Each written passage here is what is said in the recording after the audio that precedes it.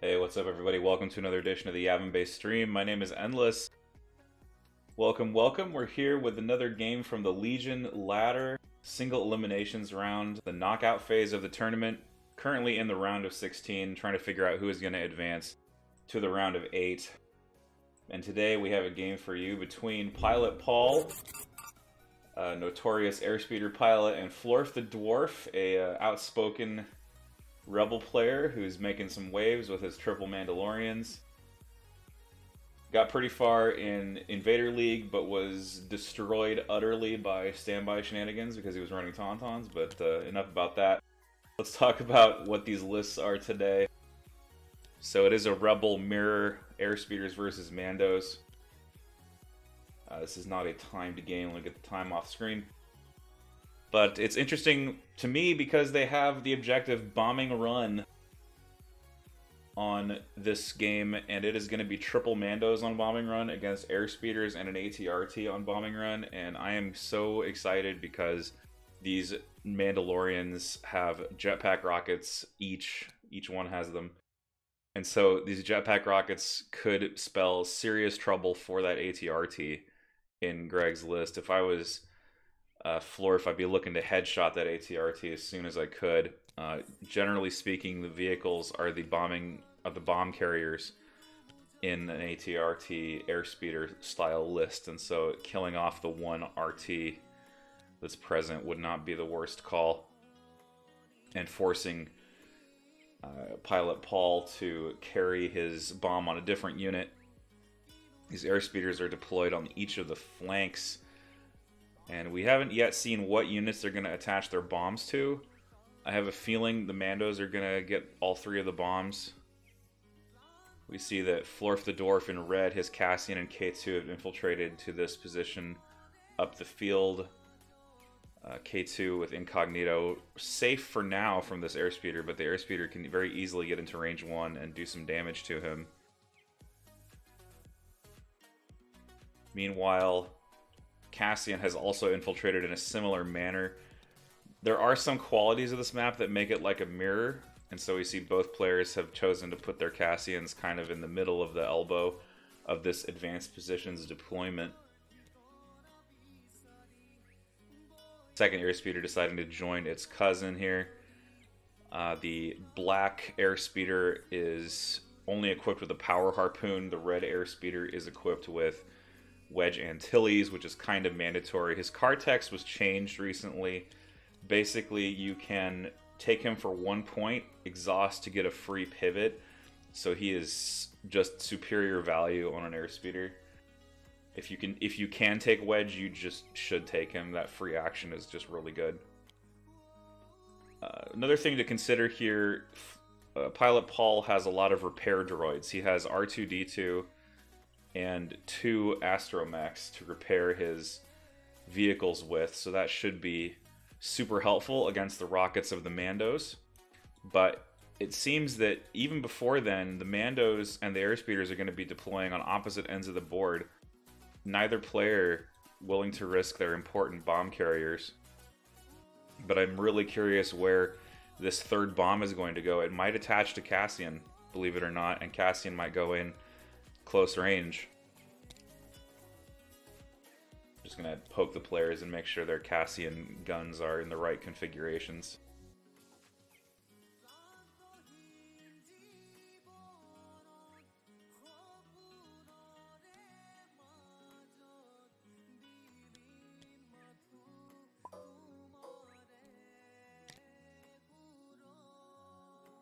Anyway, what's up everybody? Welcome in. What's up, Private Nice Guy? Some Legion games while we build new maps. Yep, that's right.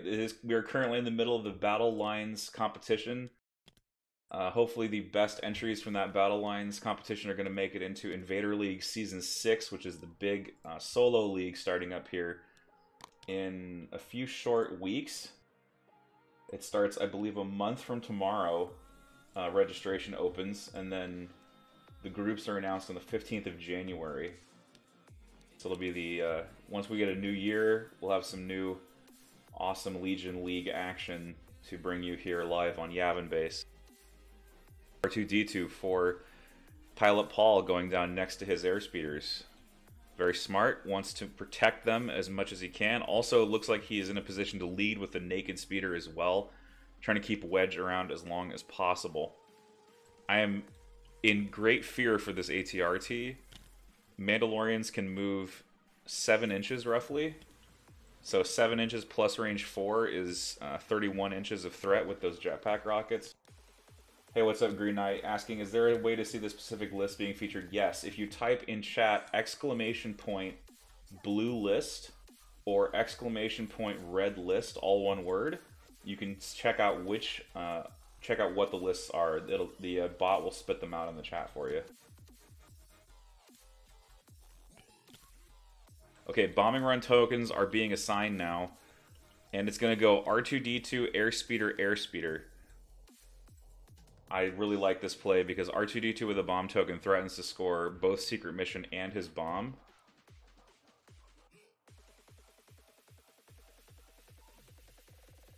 Meanwhile, all 3 Mandos getting the bombing run tokens, not a surprise.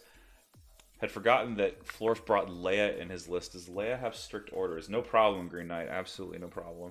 Leia does have strict orders keeping the suppression under control for those Mandos. It's a little bit of a double layer kind of thing going on here because you've got the ability to recover from Cassian's volunteer mission, but you've also got Leia stricting suppression off, so it's a bit of a redundant thing. Just want to keep those Mandos moving at all times, make sure they always get 2 actions whenever they activate.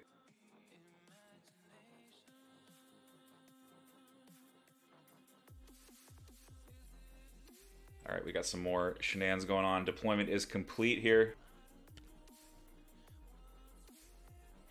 It's interesting, we see 1 DLT in pilotpaul's list. When you have 2 airspeeders and an ATRT, spending the points gets a little bit strange.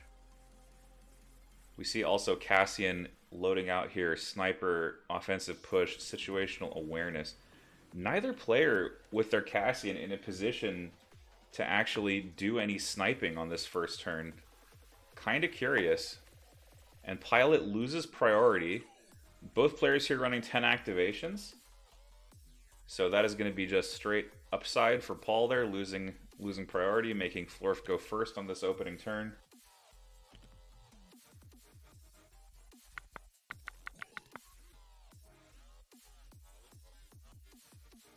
I am interested too. I'm curious if the airspeeders are going to do some work today. It's interesting. The the condition chosen was fortified positions, which is generally not good for the airspeeder. Airspeeders really hate cover, generally speaking, but Surge Crit helped them out a lot in that department.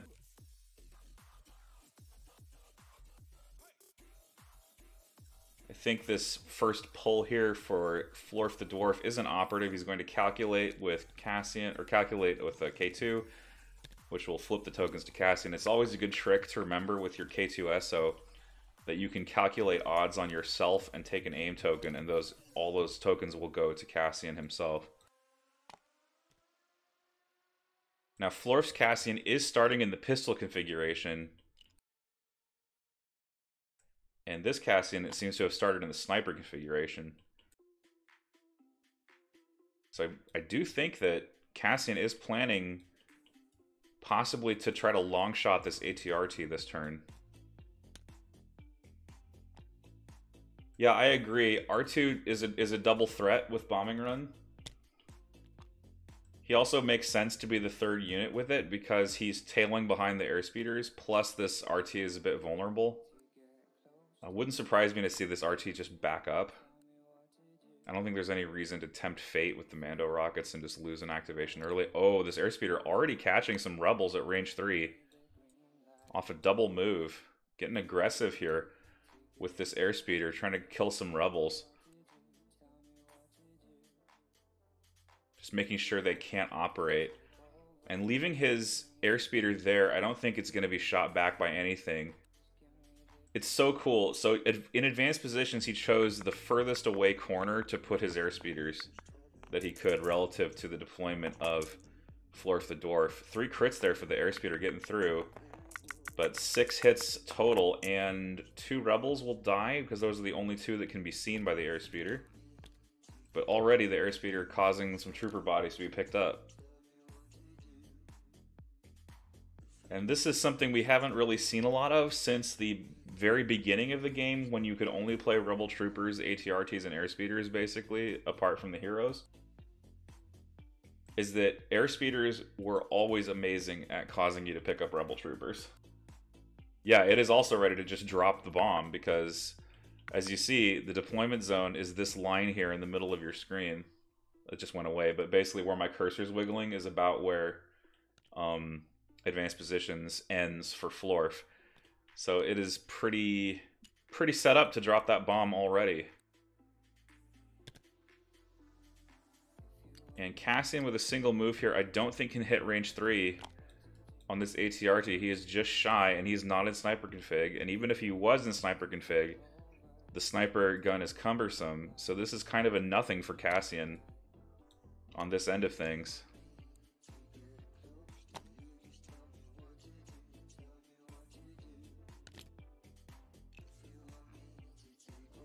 But it's more important that he holds the Mandos. This sort of aiming and calculating with K2, it's really just gravy. And while normally you'd like to be effective all 6 turns of the game, being, attacking on turn 1 is not required.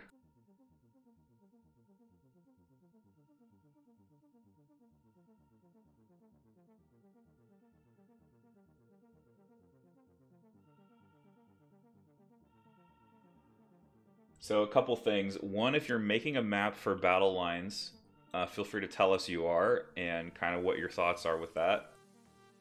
And 2, if you are hobbying while listening to or watching the stream, let us know what you're working on currently. And it doesn't have to be Legion related. It can be any hobby project related to the miniatures hobby that you're working on, because I would love to hear about them. Yeah, Florf's struggling to find a place for this Cassian to fit. Does Cassian have Ascension Cable? No, Cassian does not have Ascension Cable in either list. So I think it's just going to be a bit of a nothing burger for Cassian. I move standby.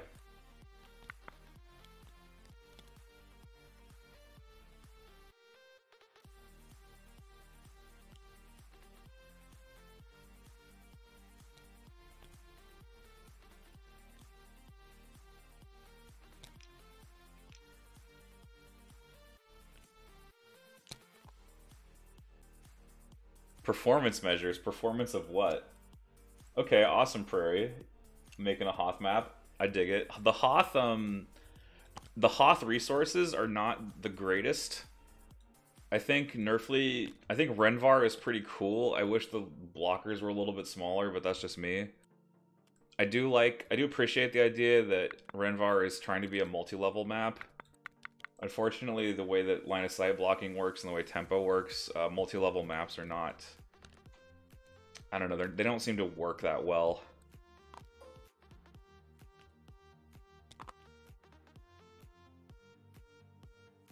Okay, R2-D2 double moving. Has to be careful he does not enter the threat range of this ATRT.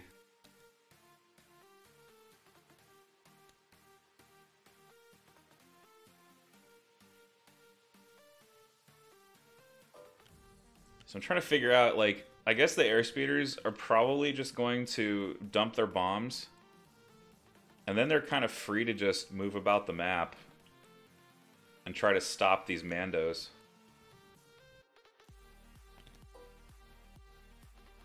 Would a T-65 X-Wing get into Legion? It's a little bit screwy. I think the big starfighters, like even a TIE fighter is dubiously in scale for Legion. I think that small starfighters should probably be in the game at some point. Like, if Legion ever got a Forge World, equivalent, maybe they could make a Legion scale X-Wing as like a display piece.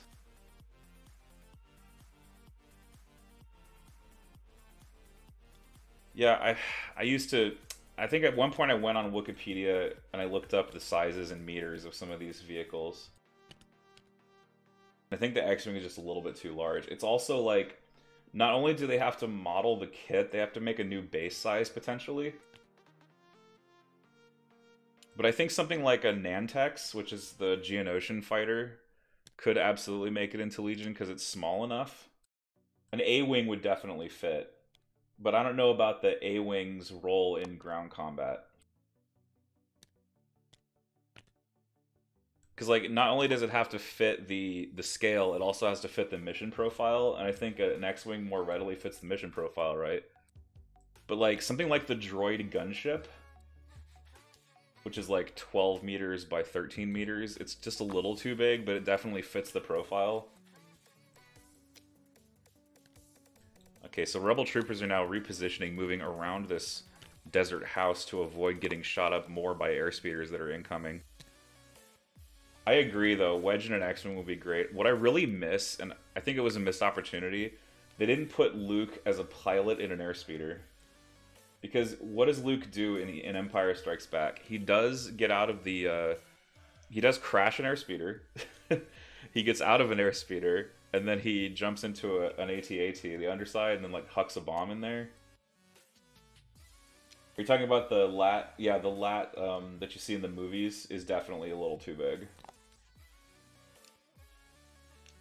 I could see it though as like a, you know, again, as like I think I mentioned, if Legion ever got like a Forge World style thing where you had like models printed for display and not necessarily for play, I think a Legion scale lat Lee would definitely be, or lat would definitely be really cool.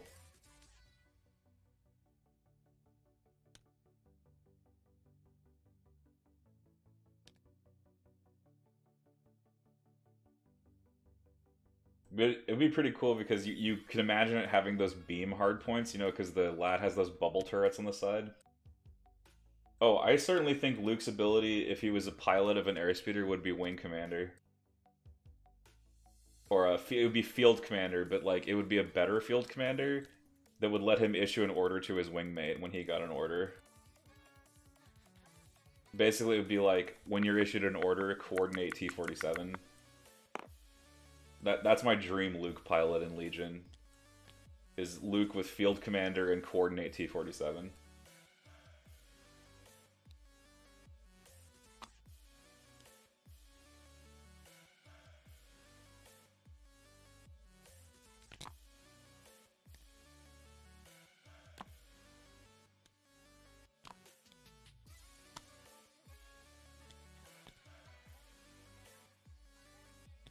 Yeah, because then like you would take a Rebel gun line behind it that could like actually work. Because let's say like Field Commander Luke would almost certainly be 10 points, because he would just be so incredible with the coordinate keyword. At least 10 points. So you're already looking at a Wedge and an airspeeder, Luke and an airspeeder together. It would be a Wedge and Luke duo. And that would be like 300 and something points. Which would probably be fair, because then you could run, you know, Rebel gunline behind it.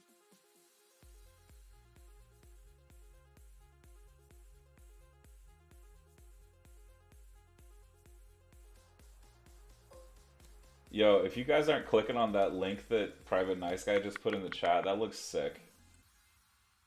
I'm digging that hardcore. I can't wait to see that, man. That looks really promising. Yeah, exactly, Green Knight, because then you could actually like recreate the movies, and it wouldn't be like hard to do necessarily.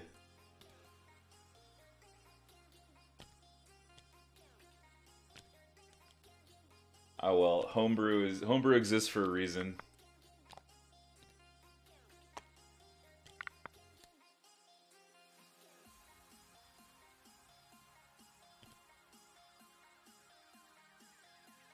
Alright, so basically what's been going on in the game, Rebel troopers have been shifting.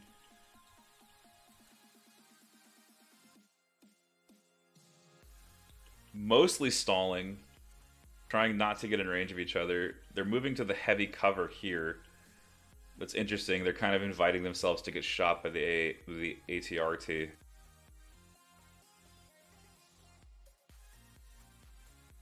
Yeah, that's always the rub, isn't it, Private? Yeah, it did move twice.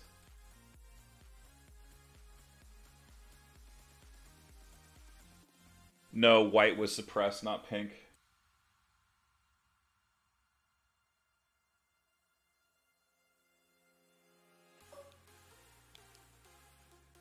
Okay, meanwhile we have the Cassian of Pilot Paul moving into position for sniping later on.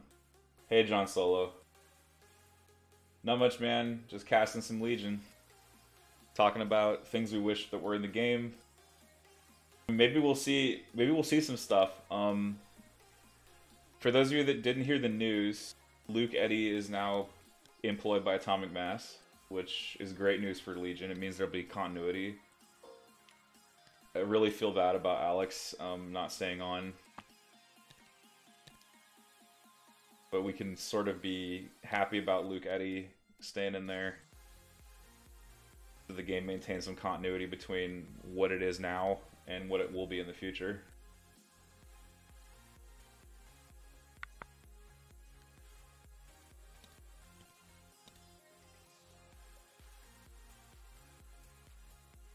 Okay, nice play by Pilot here, just backing up. He's like, okay, yeah, my RT is vulnerable. I need to just back up and bait these Mandos closer to me. Although, it's not really going to do it. It's not going to cause Florf to do anything different than what he wanted to do. It'll just protect the ATRT from getting alpha'd. It delays the alpha by 1 turn.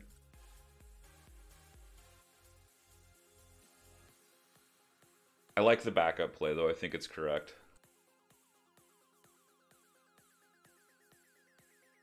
It's just interesting. Both sides invested really heavily into their kind of primary unit, whatever that was, whether that's T-47 or Mandalorians. So they're skewing towards these unit types. And nothing in the rest of the army can actually handle it, handle what's coming back. It is interesting, though, I didn't mention this, there's actually fleet troopers here. Fleets, they throw a lot of dice and potentially could threaten Mandalorians. They don't have scatter guns, though. Just to keep them cheap, they're 48 points with that astromech.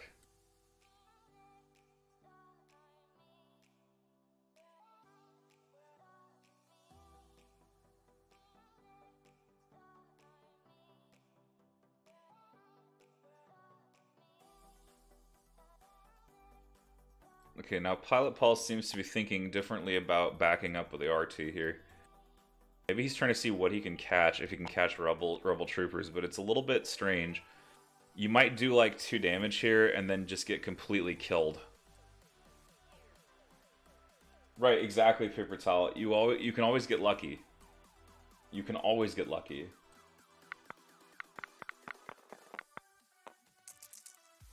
Okay, going for rebel troopers, and that's a pretty bad roll there. Gonna kill 1, maybe. Yeah, it gets 1.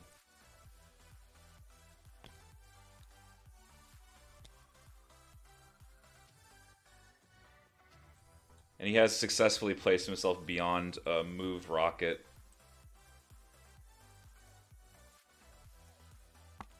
But Mandos for FloorftheDwarf underway now. Man, that's scary.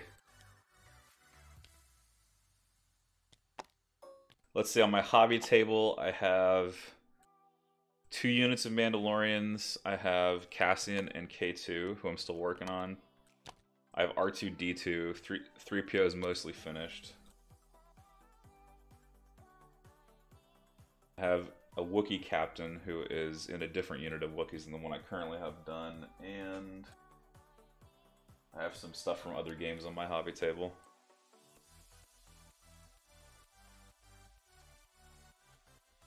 I think what hurts most, possibly, is triple Beskad rockets. This ATRT is so dead. Like, there's nothing it can do against these rockets. It's just gonna die. Ooh, wedge compulsory double move. Getting in there. So, sprinting out ahead of Luke. Or ahead of the black airspeeder. I think black is Luke in my headcanon.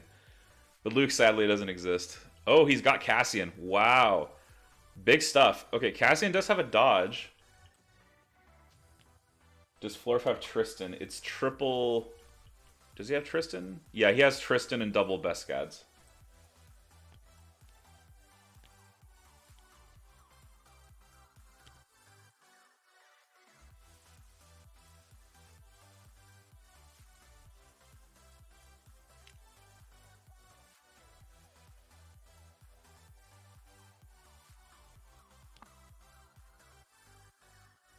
Yeah, it's crazy. I love Tristan Mando. I I think I had a list with Tristan Mando. I'm looking to run one at the moment. I'm starting to look at Operative Luke lists again, just because I really like Operative Luke a lot, and I think he's just really excellent. He's a risky unit, though. Hey, what's up, Blood Ocean? I think double Wookiee is not impossible now that they're down to 110, roughly. Yeah, still round one.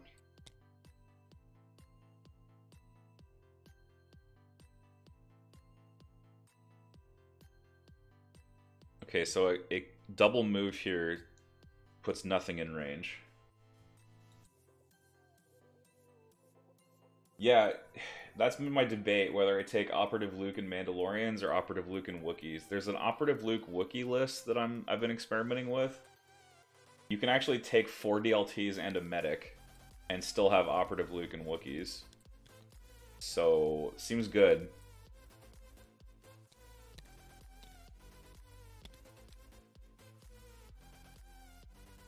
A lot of folks are making noise, though, about double AAT lately. I think that is a pretty stiff counter to Force users generally. Just because of the high velocity cannons. Force users really rely on dodges to be as defensive as they want to be. And that can be a bit of an Achilles heel against high velocity spam.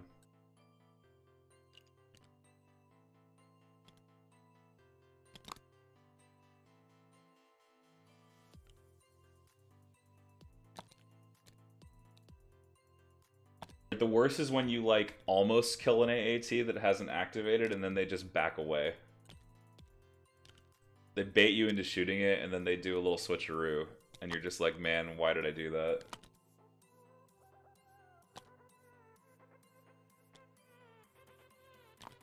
Yeah, it's super strong, and like I get why they did it, because vehicles with low quantity of dice pool. Oh, he's saying, isn't double airspeeder more of a counter to Force users? No, not really. As cool as it is to be immune to melee, there's also a disadvantage in that you can't actually stop a Force user from doing anything. Ground vehicles at least can physically block the ground. Force users can just walk right past your airspeeders and into your army. Oh, let me bug Florf about positioning his bomb token.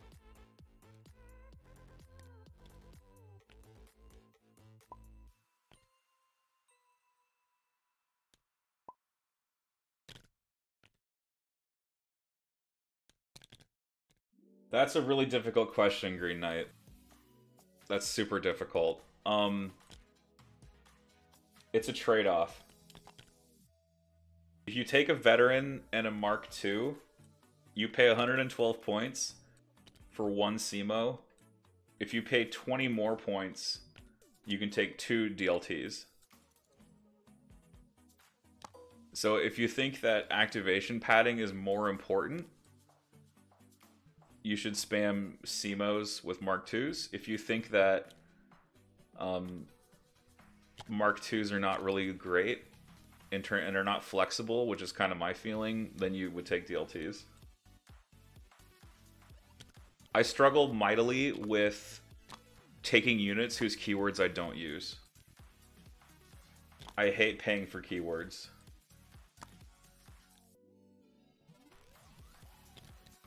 Well, that extra health really helps, right, Private Nice Guy? Oh, that's an interesting point. DLT in a naked squad is 106. Yeah, that's fair. And then you just pay 26 for the... You pay 26 for the DLT. The second DLT.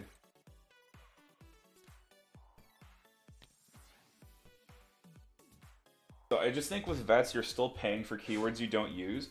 The difference is that the CMO gun has critical 2. And that can be big.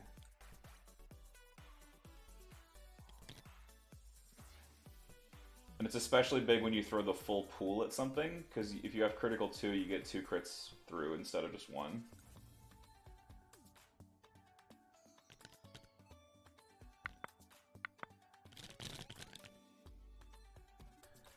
Okay, so after some more positioning, that'll be the end of the first turn. Mandalorians ended up in a clump around Leia, hidden behind line of sight blocking terrain. Love Florf's placement here, it's very tight. Looks very organized. Units of Rebel Troopers did take damage on this first turn, so Pilot Paul drawing first blood in this Airspeeder Mandalorian matchup.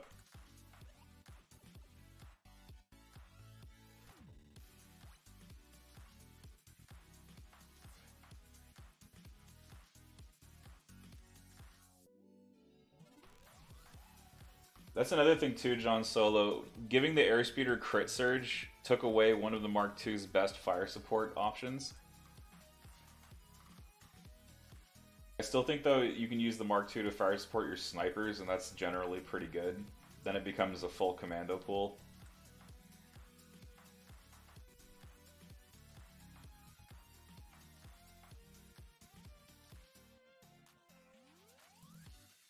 Still, I think the Airspeeder just wouldn't have seen play without that bump to its offense.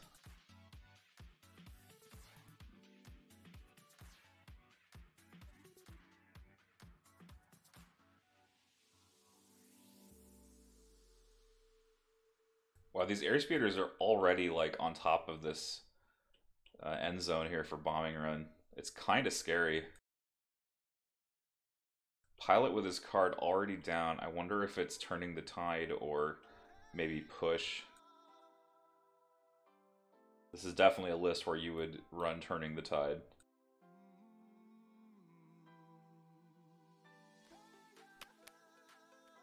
Alright, cards coming out here. VM versus push. So Airspeeder is going to get pushed. And now the struggle bus is starting up. Because which one of these Airspeeders is going to die first? The answer could be none of them. The Airspeeders could just do their objective and run away.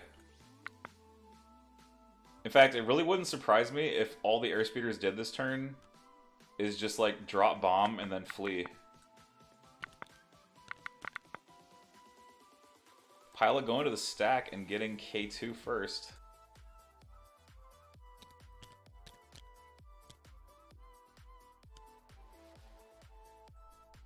With a good old calculate self. And a move from the droid.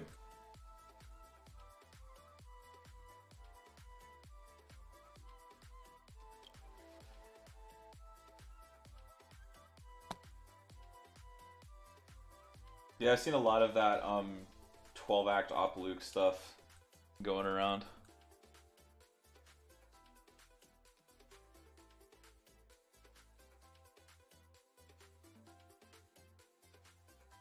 Maybe I'm foolish for not jumping on the train. I mean, I do own 3 units of vets. It wouldn't be tough to run that IRL.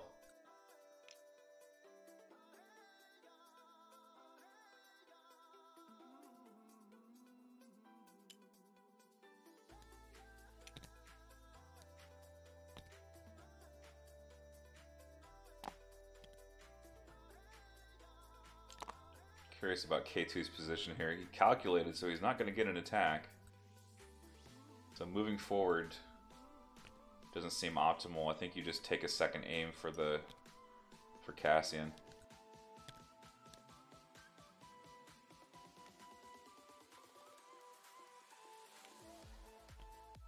Oh no, he got a Mando as the first pull.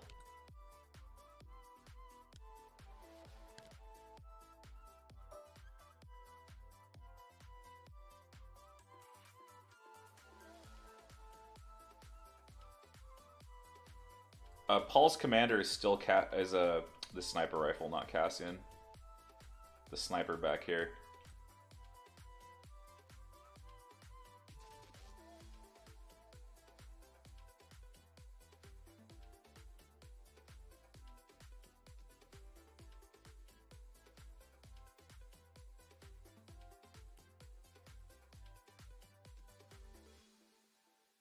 Seattle crew standing behind Pilot Paul in the chat.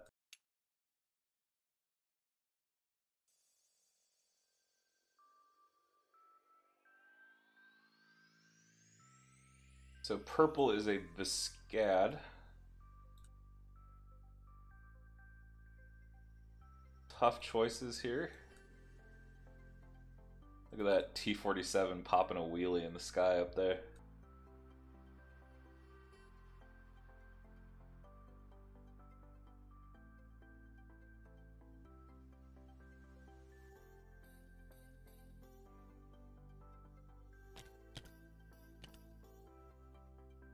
Oh wow, okay, they passed their activation with a standby.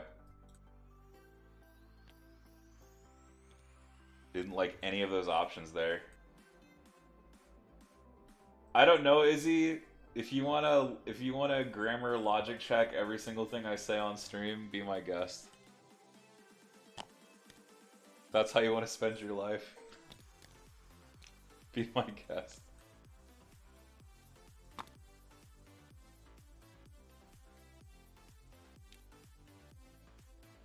Alright, sniper moving up. He's got some rebel troopers in range.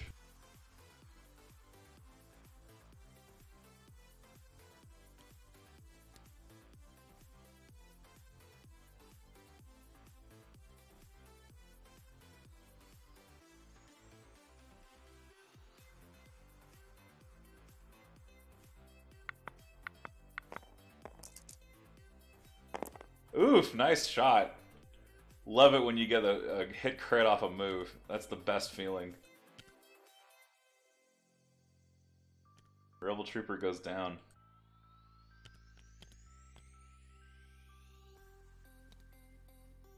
Yes, the RT has a rotary blaster.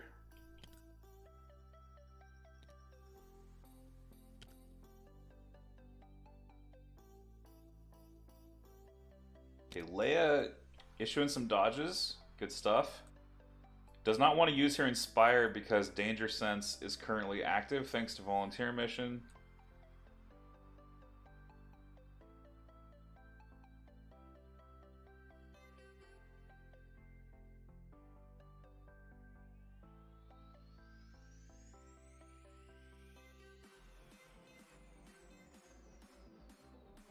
Oh, did she? Okay, I didn't see that pull.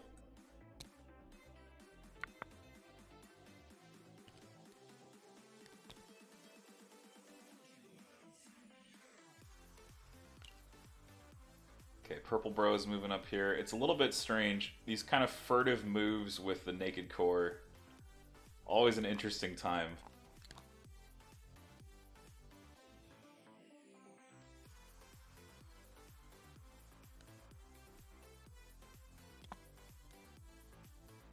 I really think instead of doing the standby, I think Florf could have just fallen on this artsy and killed it.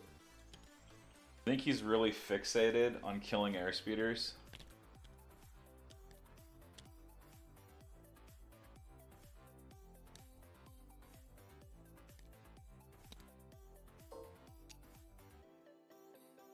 Yeah, most of the time they just move into cover and, you know, if they shoot, it's kind of a bonus.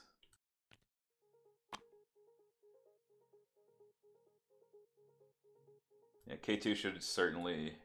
Oh, K2 taking a standby. Wow. Okay, so I'm guessing at this point Florf is thinking if these airspeeders decide to pass me close by, then I can, you know, use my standbys against them. I'm actually thinking about it, Green Knight. I think it's better than it was. It's now down to 10 points and a 65-point laser RT. You know, it's nothing to sneeze at. Especially if the double heavy meta takes off, you're gonna start seeing laser RTs.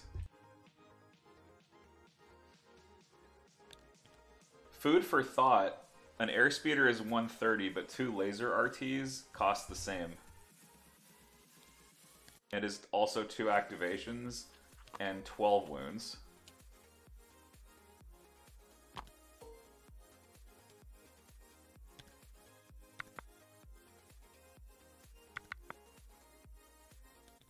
Yeah, I keep forgetting that this triple Mando skew doesn't run medics. And I really think you need a medic to run Mandos effectively. Yeah, definitely true, Ghost Walking.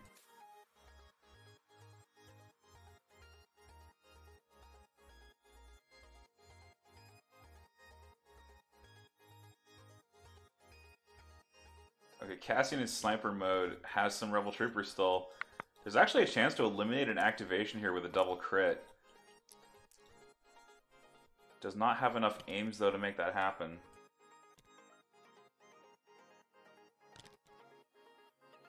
Losing an activation here for Florf would definitely be awful, especially considering that this has not activated yet. So I think his correct play here with this core pull, just to get this Black Rebel Trooper leader into hiding. Does not want to go down an activation. Is he activating white instead? I think that's a mistake. Consider that when you lose a unit that hasn't activated, you end up in a bit of a squish, kind of. Your timing kind of squishes down, and then you end up behind. You don't get to go last anymore.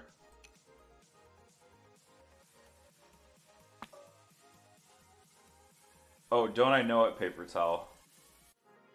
In my game against JJ in ladder Elims, I lost 2 Mandalorian models to an Obi-Wan deflect. It was terrible.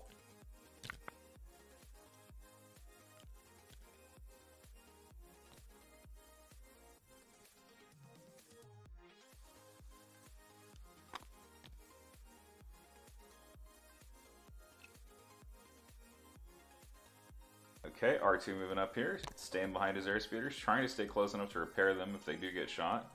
But with his activation gone this turn, no repairs coming.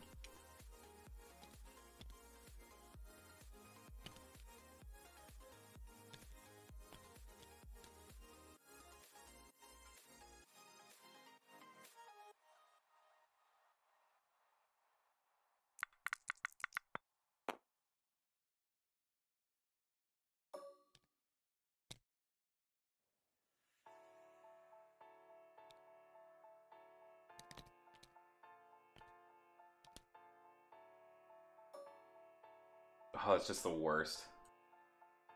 Yeah, that's the struggle that I have with Mandos, is that if you roll bad, the enemy just takes you to Value Town.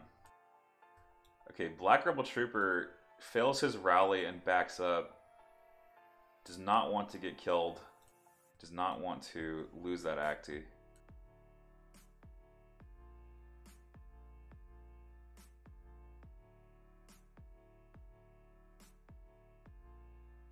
Florf just playing the waiting game. He knows eventually the speeders have to commit because of their compulsory move. These range 2 fleets are not going to be doing much.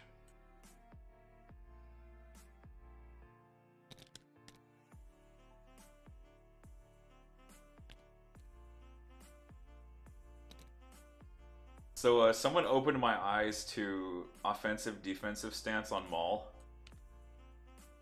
With Juyo Mastery, you have that extra action for that aim.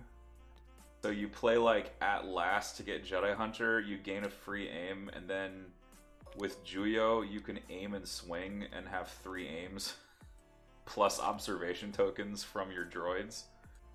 So you have a turn that's really, really heavily dice corrected. Seems a bit overkill, but it's a pretty mean stack.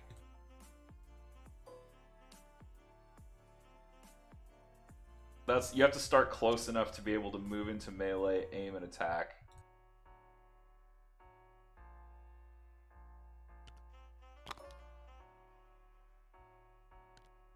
Yeah, he's really, really mean. But that sort of thing is why I'm digging served Wookiees. Because it's like, I play serve and my Wookiees can charge again. But, like, you get 2 Wookiee charges and a Luke swing. That's a lot of melee dice. A little bit Magical Christmas. Right, he can move, aim, force push, and then attack, which is also really nasty.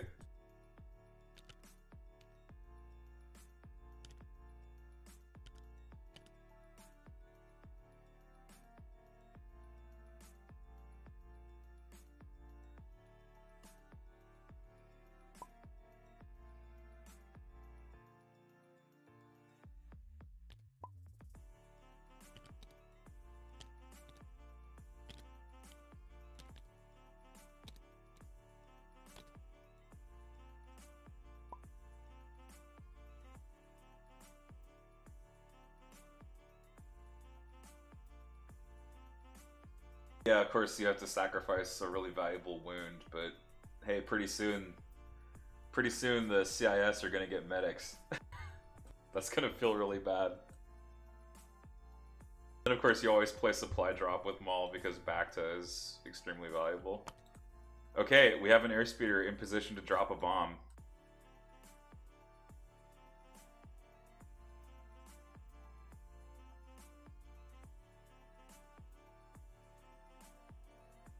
Right, you can use your force push to bounce a unit away and then come back into melee with them.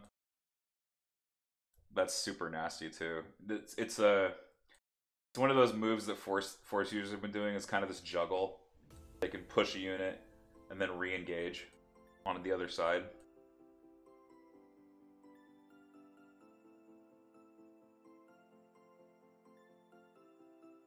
There really is an art to using force users well, which is great, right? Because it's like you want such a really strong piece to require some skill to play. Otherwise, it's just a blunt instrument, and blunt instruments are fun, but only to a point.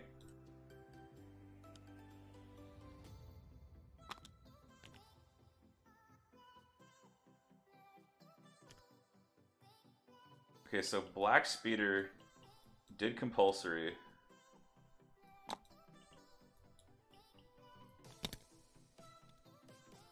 It is now going to take a partial move and do some shooting.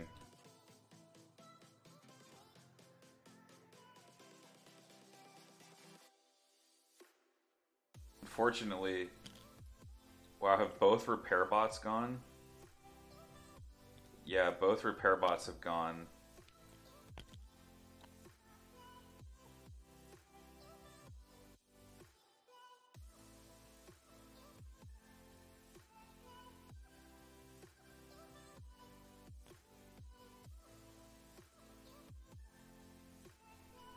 Airspeeder going for Rebel Troopers. Okay, just doesn't want to risk the save and dodge from the Mandos. Just going to try to eliminate this activation. It's not flashy, but it's smart. And, getting burned a little bit by his dice there. So, from here, these Rebel Troopers are still in heavy cover. So I think that's just a 1 from those Rebels. Aim token's still valuable on the Airspeeder, obviously.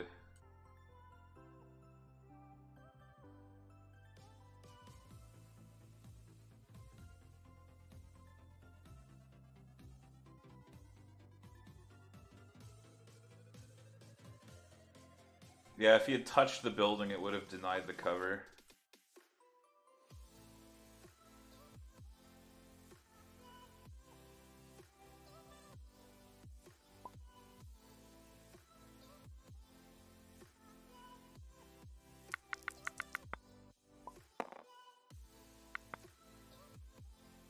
Oh, and Florf even rolls a save.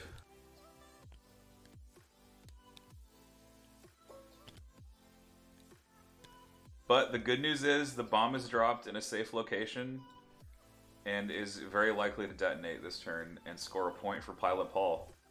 So it's not all bad news for the Airspeeder pilot.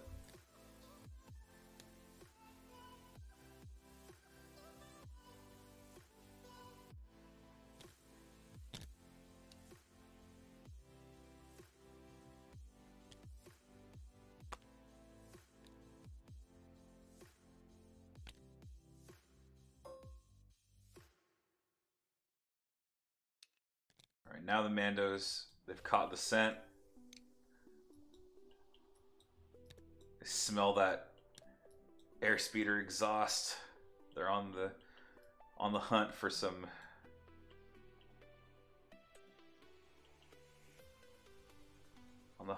scrap. They're gonna try to turn that airspeeder into scrap there. Yeah, it's possible. I think what he was trying to do was just take the highest probability play that he could see. But I think now these Mandos, at least 2 of them are going to get in with rockets. And R2-D2 is just too far away. But the airspeeder is immune to blast, so they will still have cover from this attack. So this is just going to be 3. And no save, so 3 wounds on that airspeeder. It's looking pretty dire already.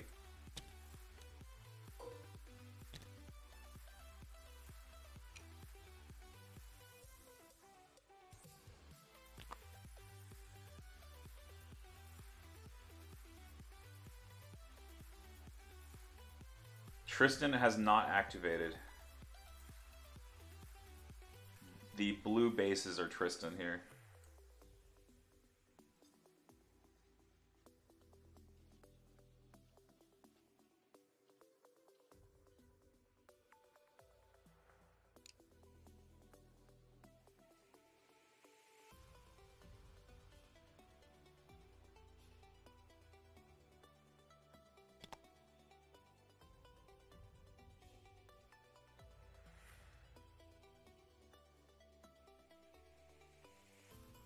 I'm not sure. I haven't done that math paper towel. I think it might be.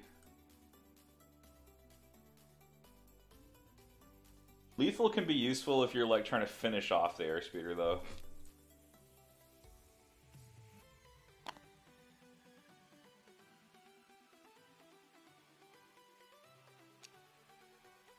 I just think triple Mando is a tough matchup for airspeeders generally.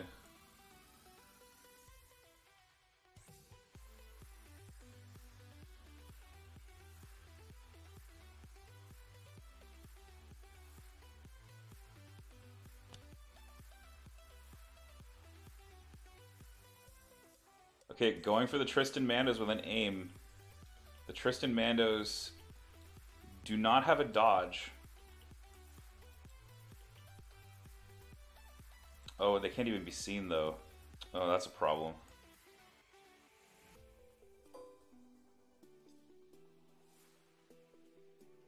Right, a case for the cover pilot, exactly.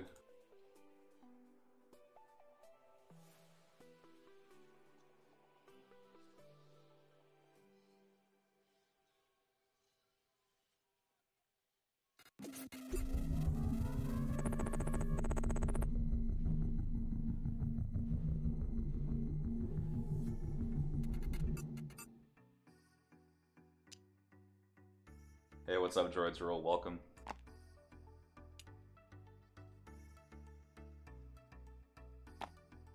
Okay, this airspeeder is turning southward. This is the wedge airspeeder, so facing the board edge, not a big deal. He still has the free pivot available. Yeah, wedge land speeder is legitimate. I just think that Mandos are more flexible. Airspeeder really commits you to certain objectives. And it's really nice to have a trooper unit, just generally speaking. The ability to interact with more objectives, the ability to hide, benefiting from cover.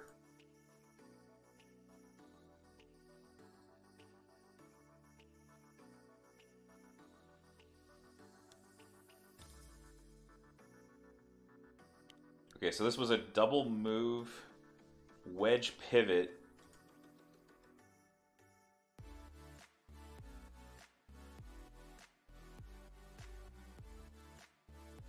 And shooting Tristan.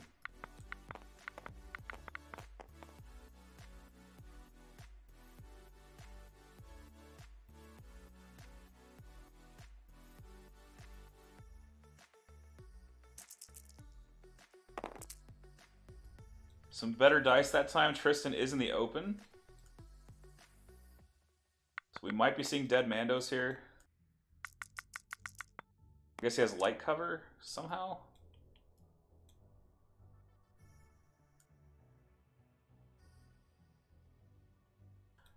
Oh, maybe they were danger sensed? I can't tell what happened there.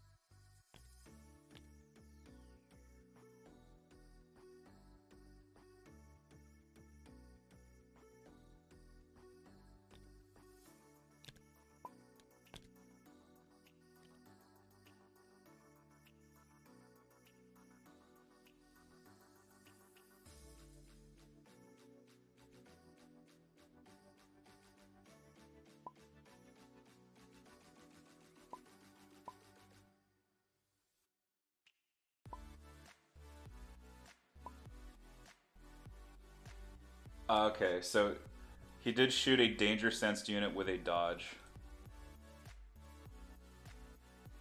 Okay, this must have been their dodge and suppression up here. So danger sense added the extra save there, and then it took no damage. Yeah. I just couldn't tell which models were danger sensed, that's all. Yeah, danger sensed Mandos are nuts.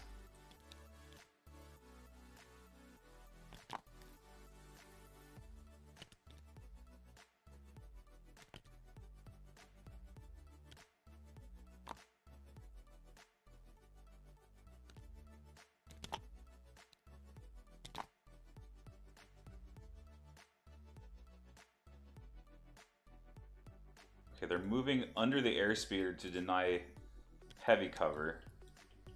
Oh no, they double move. They don't even shoot. Oh, wow.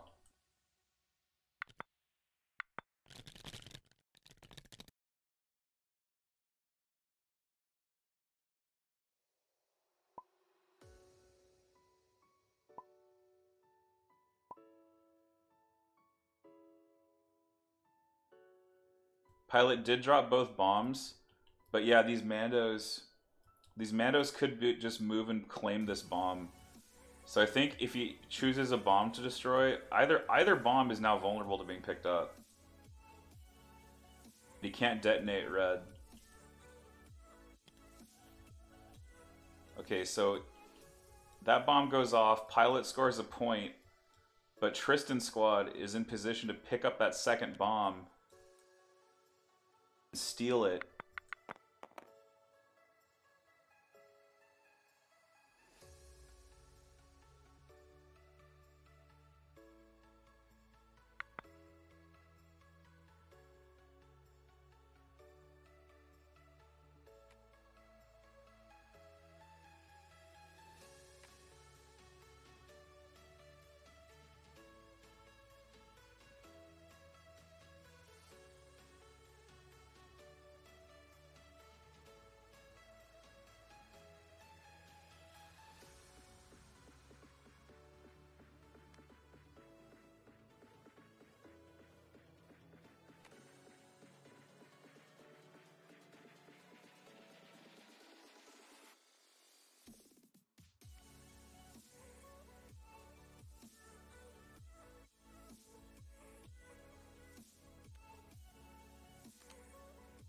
Oh yeah, nice move here from FloorftheDwarf with the no time for sorrows. Gonna push that Mandalorian resistance leader, and they're gonna pick up that bomb. That is brutal. Cassian likely to flip to pistol mode here. But it's gonna be tough. I don't think he actually can get to range 3 of the bomb.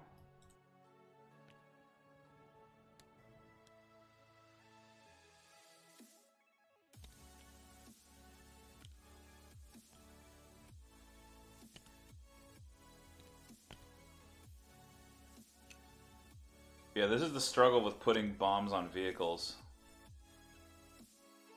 There's this little window of vulnerability that happens. And K2, being incognito, of course, can't pick up that bomb himself. In fact, he could, even if he wasn't incognito, he couldn't get close enough because he needs an action for claiming. So that is rough. Oh, okay, it does break incognito. Never mind. I forgot. It's not like KP where like you just don't count if you didn't break incognito. The claim action does break incognito.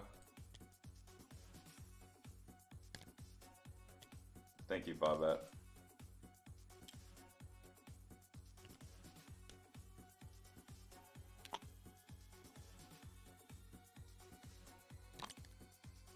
Oh dang, Cassian.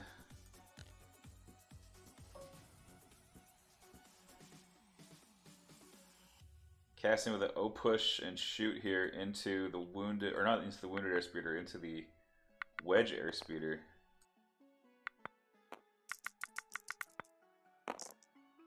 Should be able to get 2 crits there with his offensive push.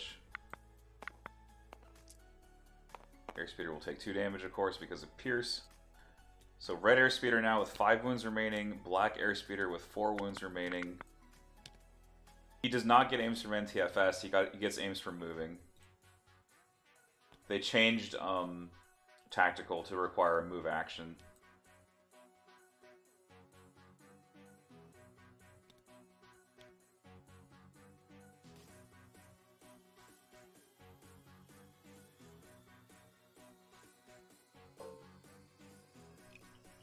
Yeah, he had O push.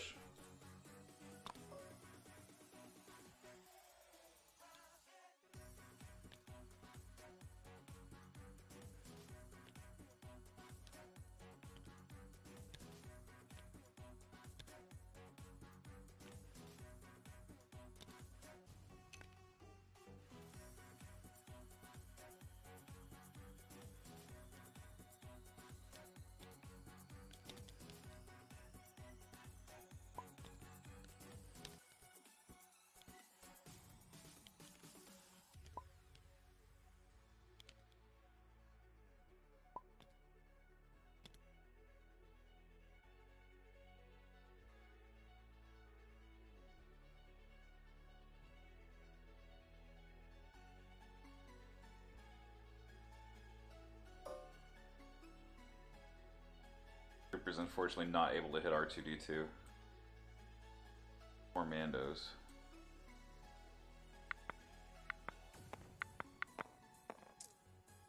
They're going to go for the DLT shot on the Mandos. They do not get anything through, just suppression on the red Mandalorians.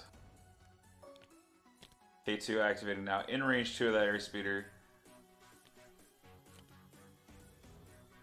Going to try to blow it away with his crit gun, his hand cannon.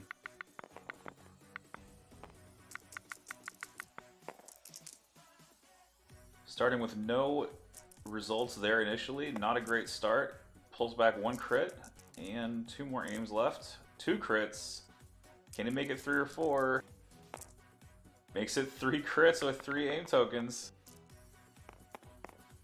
Did you know K2 had marksman? I sure didn't. And this red airspeeder is now on 5 total wounds and is going to take a resilience test. What resilience test? It is regular old damage. The gear symbol.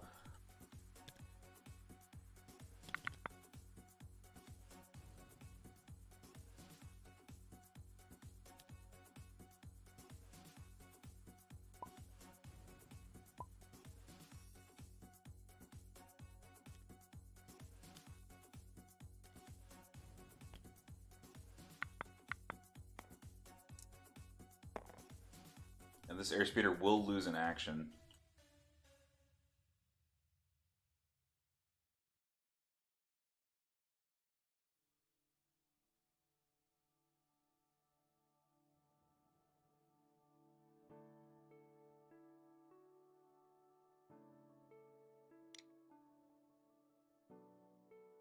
Oh, interesting. He could choose to displace with a compulsory move.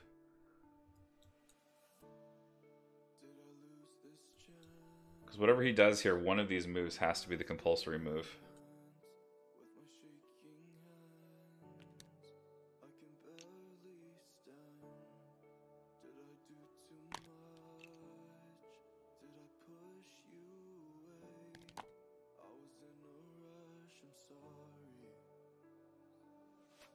Oh, like this. This actually technically does not displace casting if he leaves it there.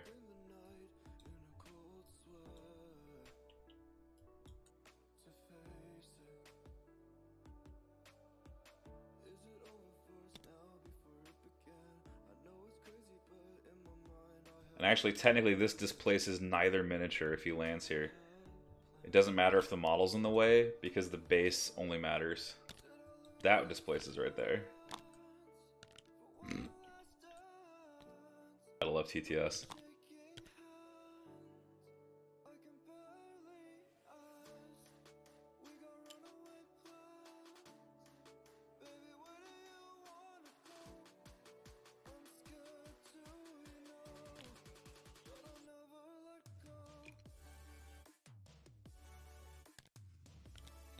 What you would do is you would take an empty base and put it underneath there.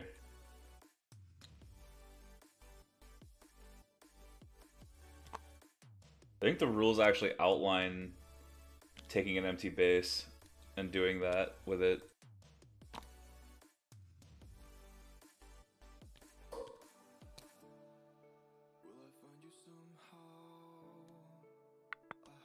Alright, Airspeeder going for Rebel Troopers, just trying desperately to finish off any activation. Getting 4 through on those troopers in the open, and they are dead.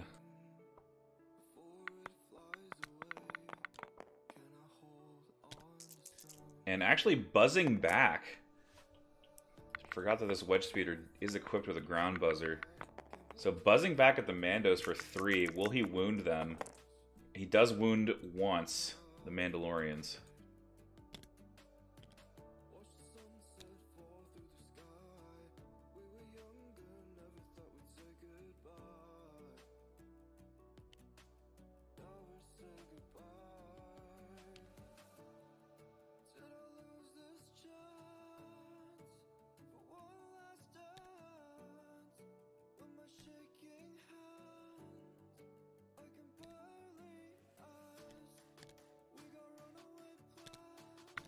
Now the Airspeeder has fallen just yet, but red is certainly out of reach of R2-D2. I cannot imagine it surviving the turn. It's just so heavily committed into the middle of Floorf's army.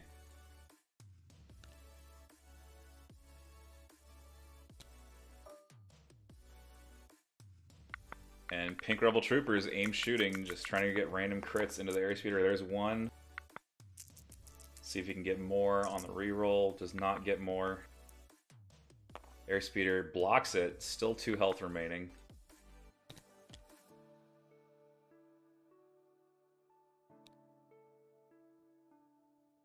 Fleets are desperate to do something, anything for their Airspeeders. They've floated away from all of their repair bots. There's just no way that these troopers who are stuck in the difficult terrain are going to be able to get there in time to help.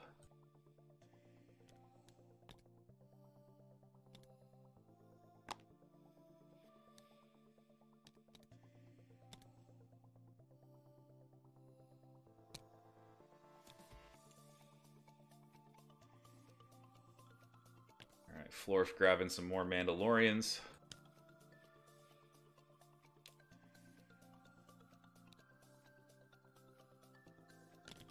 Jump on top of this roof and lob some shots maybe at the Airspeeder behind red.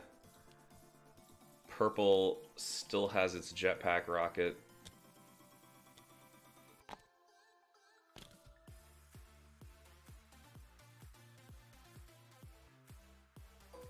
This is turn 3, yes.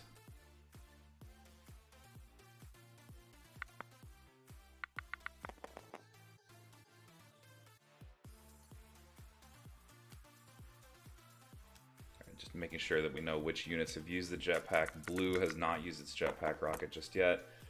Not the greatest jetpack, only 2 going through to the Airspeeder. And it doesn't save, so the black airspeeder is now damaged.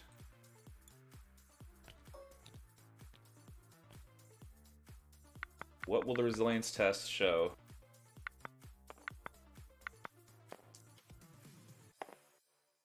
Just damaged. So again, both speeders now severely wounded. Both on 2 health left. Blue rockets are still remaining.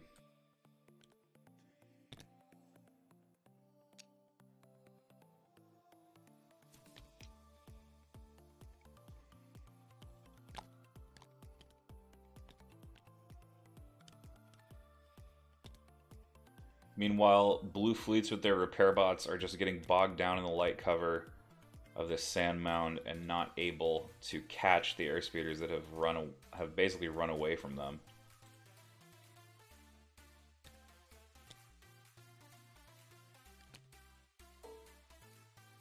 This cheeky lone rebel trooper gonna take a shot at the airspeeder here.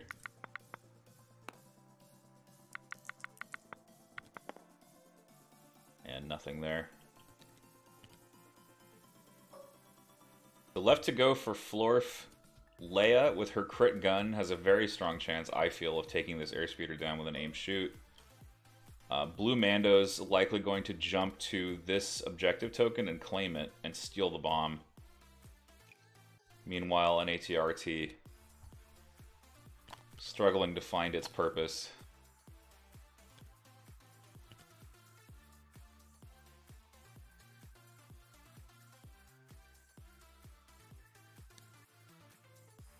Okay, Special Forces. So this is Red Mandos.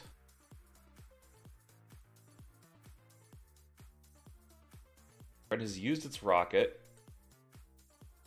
They have a bomb attached. But they're going to join the fun. They're just going to aim shoot.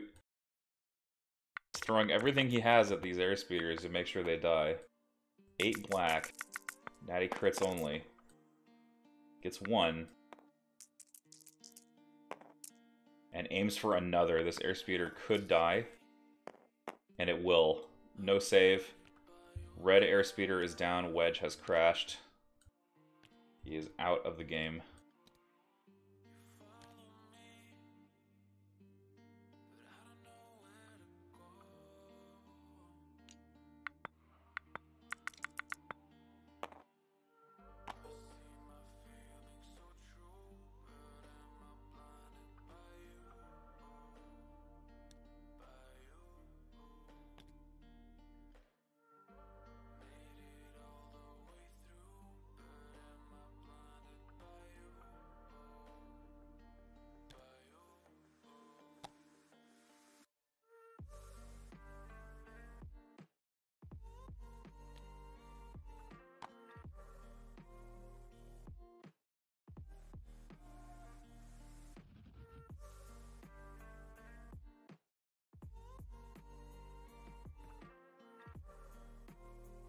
Can this sniper see that remaining rebel trooper? I doubt it.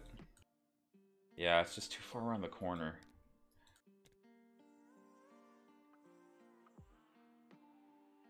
Guess I'll try to put one into the Mandos. I'm trying to think of ways out for pilot here, and there really aren't many.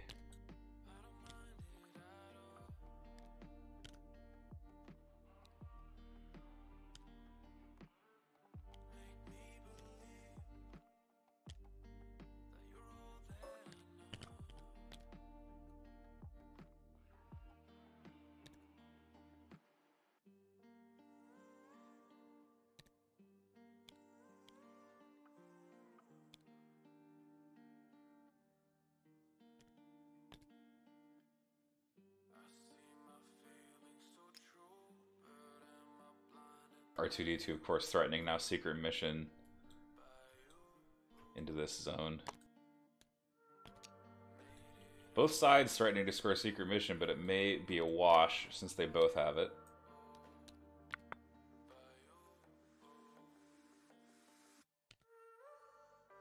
If R2-D2 had 3PO, he could probably extend with the 3PO miniature and hit black with a repair, it occurs to me.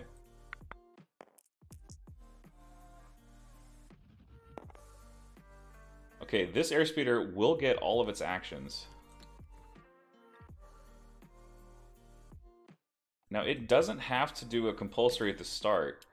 He could just do a partial, shoot, and then full move.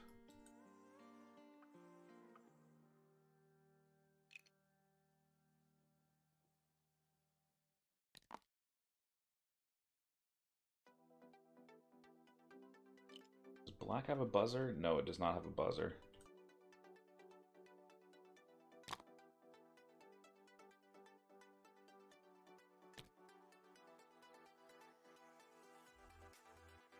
I feel like if he slowed down to do a partial, landed on top of the house, he could actually shoot the blue Mandos with no cover. I guess they'd have light cover from suppression. Oh, he's aim shooting through cover instead. Okay. Well, if he gets lucky, it may not matter. Okay, 2 crits to start.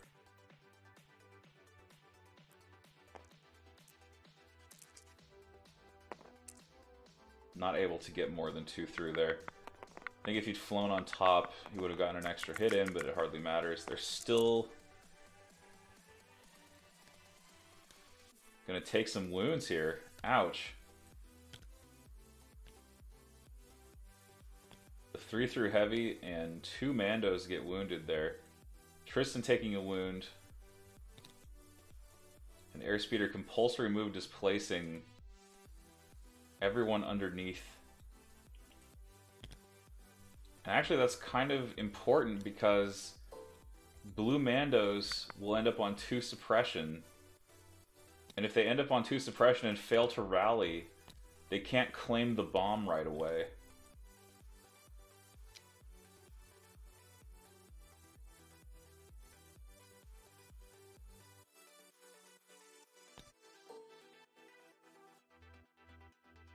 So really interesting sequence here. Rarely do you see repulsor vehicles displacing in such an effective way. So Pilot showing us how it's done a little bit with these T-47s.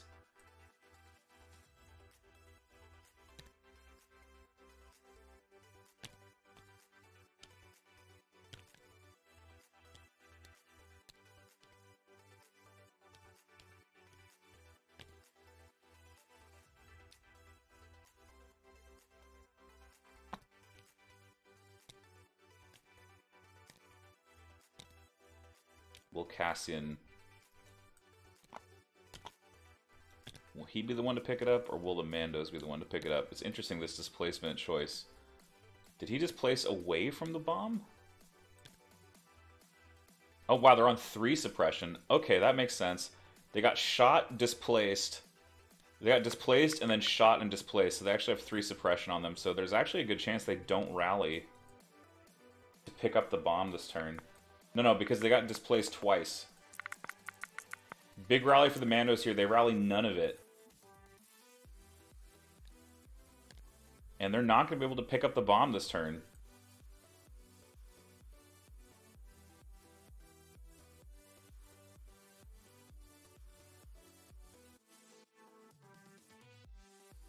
There were 2 different vehicles.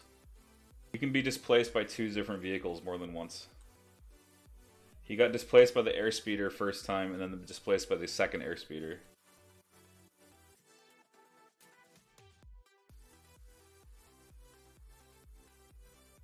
Oh, it was 2 shots and 1 displace? Oh, okay. It's different sources, yeah. Yeah, so they suppressed... So, red Airspeeder suppressed blue with compulsory. Shot white. White died. Red died. Oh, the back... No, you're right. The back cannon was the first shot. Never mind.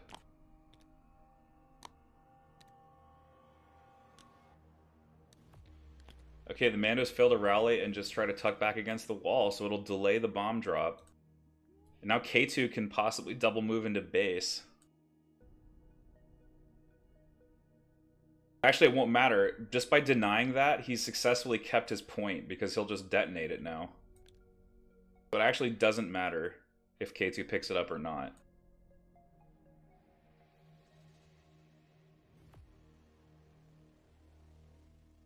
Yeah, Pilot did some really smart plays there. That was smart. Yeah, exactly. He'll just blow it up.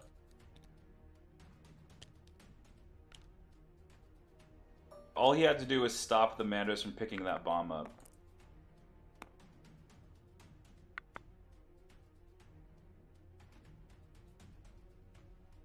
The struggle, though, is that if all 3 bombs for both players score, then your only way out of the game is your secret mission and denying their secret mission.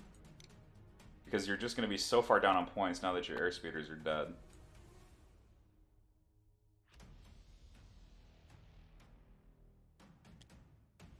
Yeah, he got really close to stealing that bomb away, but the airspeeder suppressions really helped him out. Or helped Pilot retain control of that bomb till the end of this turn. Now I think Leia's going to go for the kill on black here.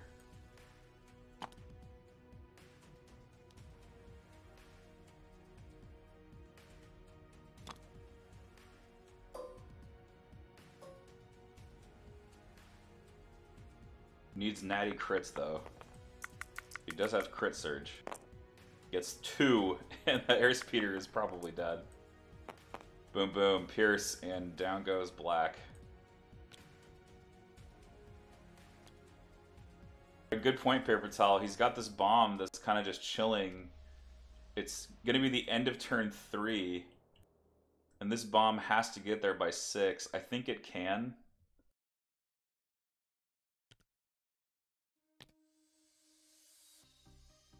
Yeah, I mean, black is the hero airspeeder, keeping Pilot in the game.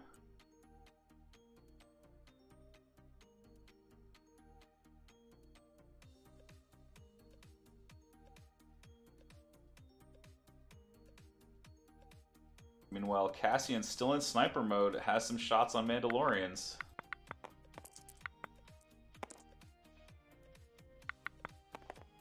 And puts the crit down. That'll be...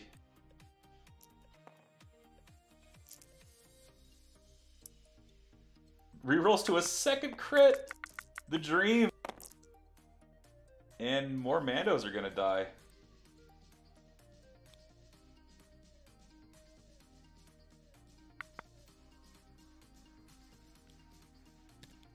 Yeah, I think if Leia picks it up and moves, and then just double moves the rest of the game, she can totally get this bomb into the zone.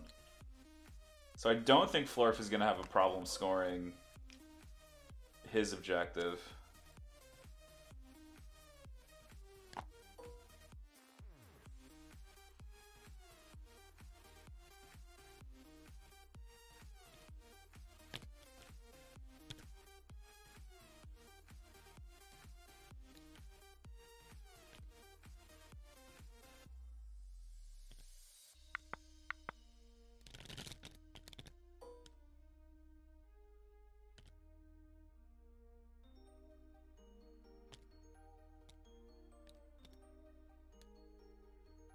That is going to be the end of round 3. Entering round 4 now. Pilot scoring his second victory point, detonating the bomb. That would have been stolen by Blue if not for some hero airspeeder moves. They did sacrifice themselves to protect that bomb, these airspeeder pilots. Heroes of the rebellion.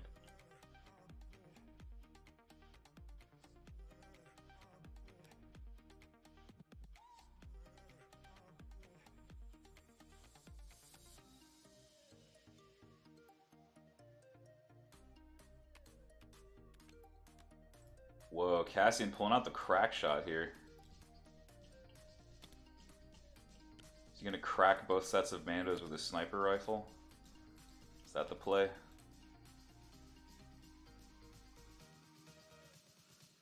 Meanwhile, standing orders coming for Florf.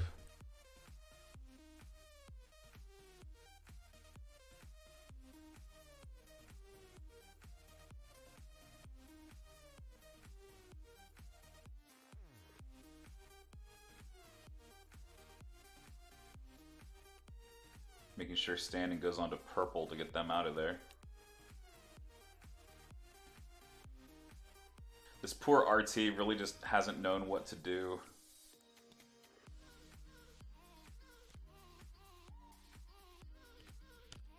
But now that most of the jetpack rockets are expended, it's a little bit safer for it to move in an offensive way.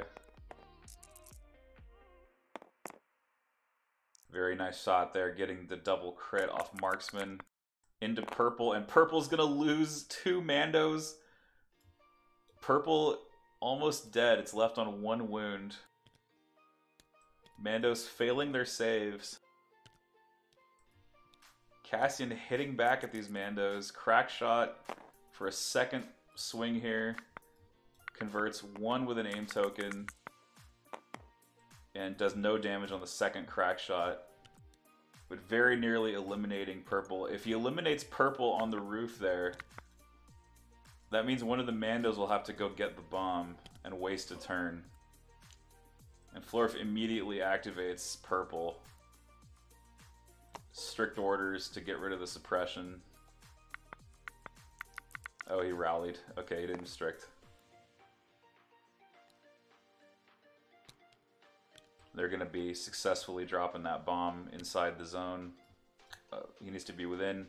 Detonate within range 1 of the deployment. He's definitely there. So they're going to just move, drop, and then move again and hide. And I think they're going to stay there for the rest of the game. Almost eliminated them. Did not have the dice to do so, though, because of the sniper. Dice pool is only 2. He would have needed 3 dice at least to have a chance to eliminate them.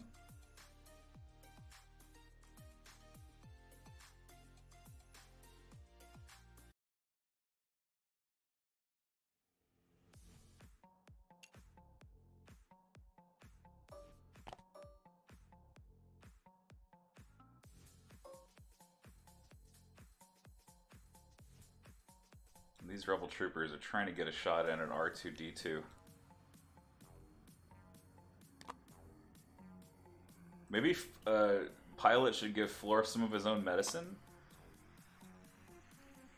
I guess he can't do it now because the bomb is... There's no chance of picking up that bomb. Oh, and Florf may have goofed here. He was checking to see if his Mando was still in range 1 of that bomb, and if it was, I think he might have been hit by his own bomb there. Scary.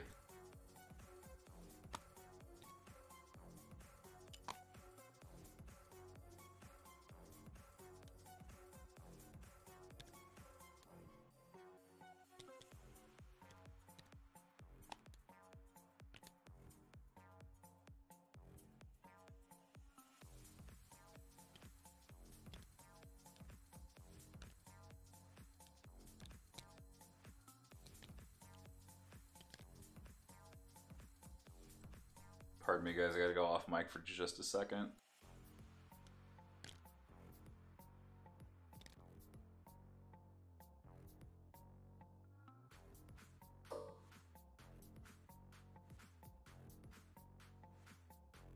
Oh wow, I do not envy the winner of this match. The winner of this match has to go face Luke Cook in the next round. Okay, DLT successfully removing rebels. That's another naked rebel squad off the board. Pilot Paul with 2 victory points and 80 points killed. FloorftheDwarf, by comparison, 0 victory points. But I think this is 270 points killed of Airspeeders.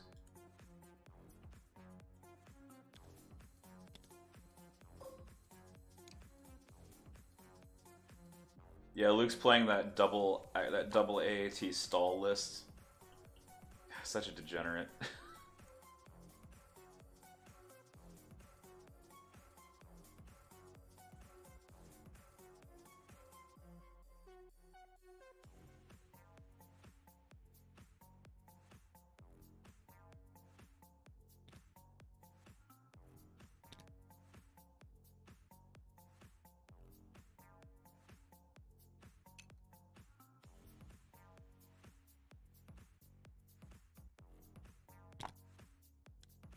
Yeah, I don't think Mandos do enough damage to AATs either. Okay, second Mando unit now. Dipping forward to drop the bomb and just gonna peace out.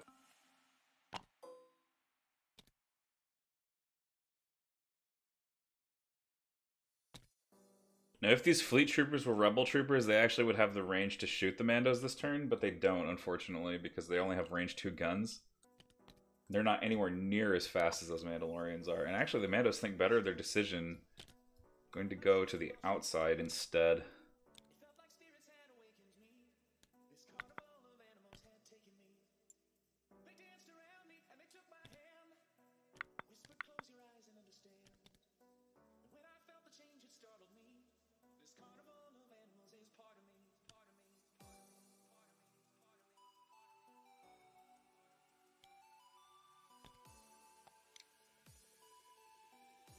K2 is going to hop across the barricade and head toward those bombs.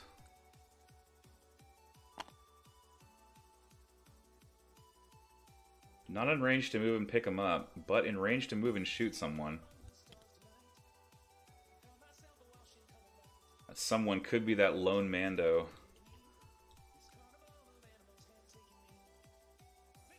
Could be R2-D2.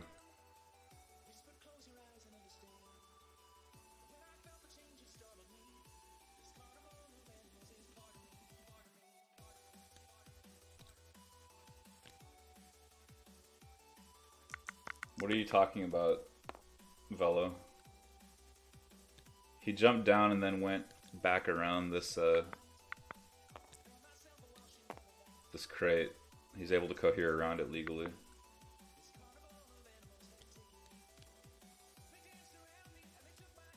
Okay, Leia picks up the bomb and runs. We kind of expected her to do that from our speculation last turn. We're almost at the end of 4 now. There's a few acts left to go. We got some Cassian, or actually no, some sniper rifle action here. They have no target, unfortunately. They're going to have to move.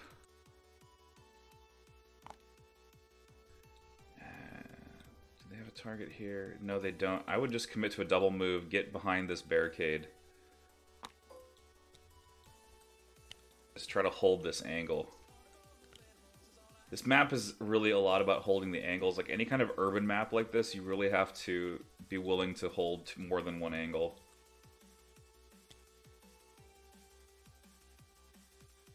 It's too easy to have like blind spots.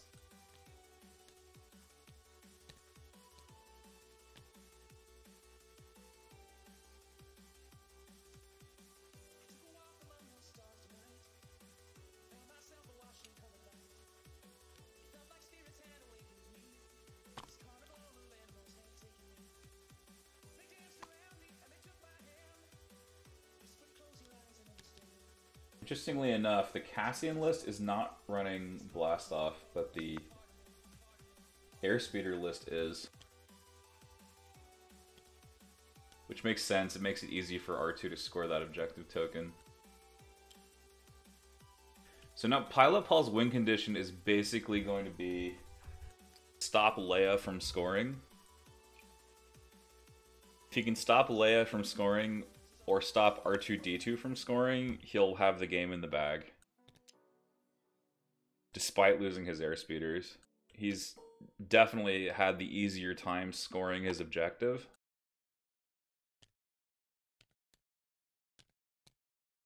I think Florf waited until the last possible second to get his bombs rolling.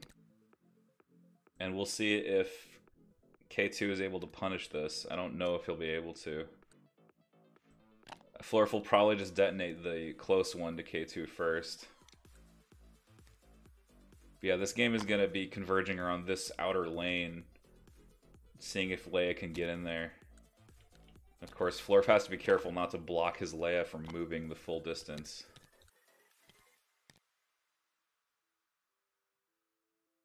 It's definitely possible in situations like these to make a mistake and block yourself off from your full movement.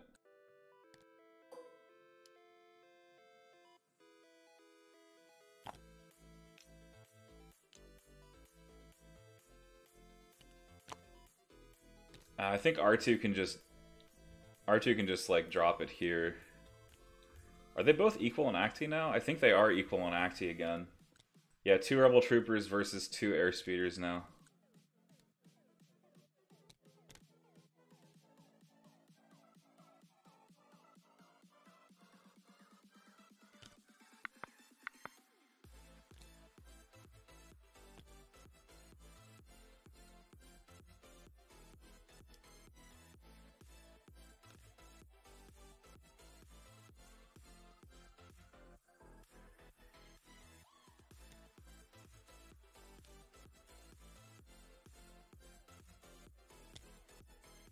Right, and that's the flip side of all this, is that R2's bomb is worth 2 points basically because of secret mission. Yeah, blue could like just prepare to go in and steal it if R2 drops it first.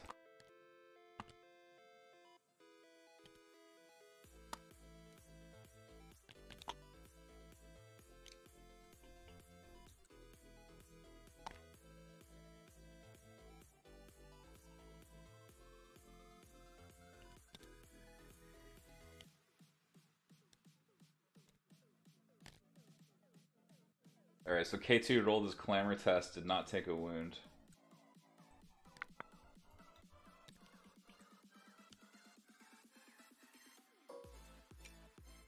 Yeah, I agree, Bobette. I think that's gonna be the play. Oh, surprise ATRT coming in. Is he gonna catch K2 or is he gonna move again to protect R2D2? Decisions. This game's starting to play out like Danger Close a little bit with two battles going on.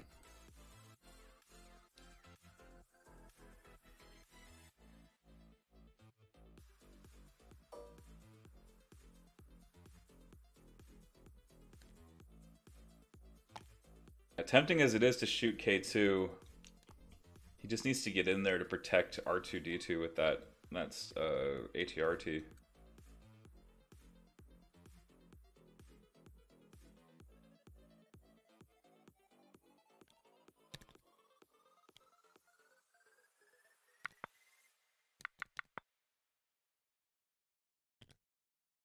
And what is Florf's Cassian up to?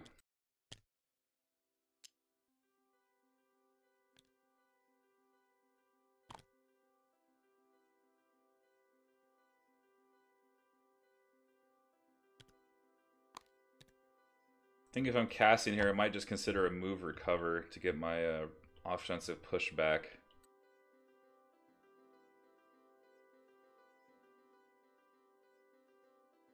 Takes a standby, trying to hedge R2 with a Cassian standby. And here comes R2.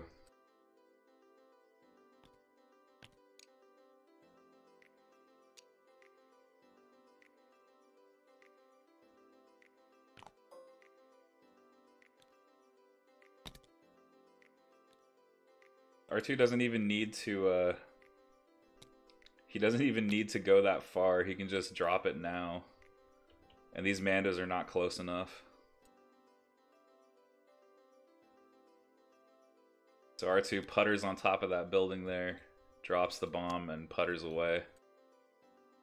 Refusing to reveal himself to Cassian, able to get outside of range 2. Evades the standby from Cassian Andor. And he's also outside of range of blue, so these Mandos are not going to be able to stop the R2 bomb. They'll just have to stop R2 himself.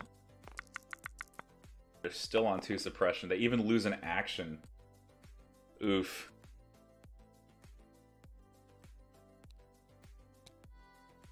Yeah, Paul making some really good plays this game.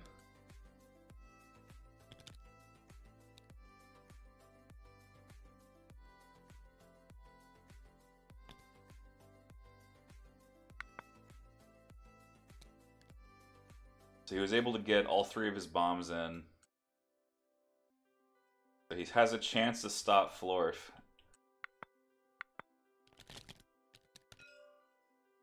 And both sides will detonate a bomb apiece here. Does not hit anyone.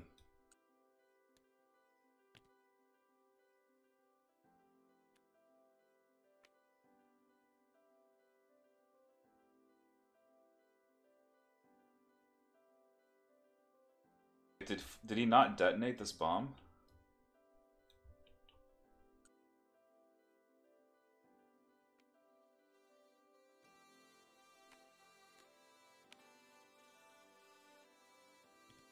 This bomb didn't get removed. Why wouldn't he detonate?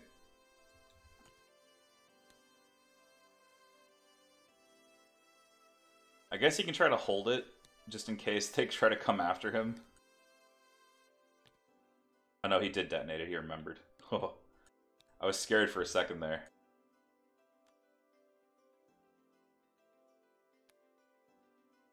Yes, he is getting praise because he avoided getting any of his bombs stolen by Mandalorians, Doc.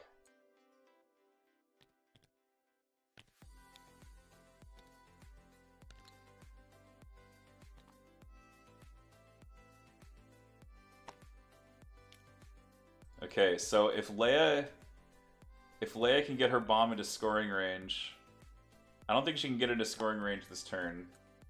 But Florf has to get both bombs into scoring range and R2-D2 secret mission at this rate to have a shot at winning the game.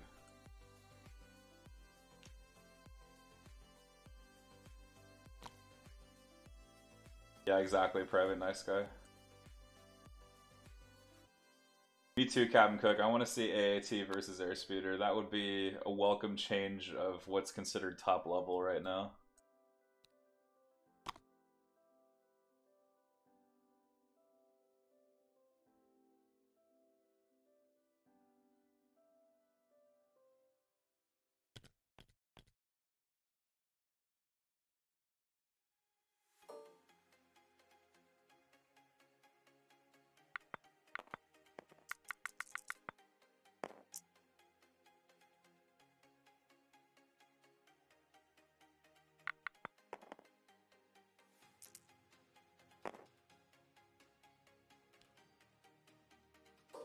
Hey, what's up, Krugar? It is turn 4, almost turn 5.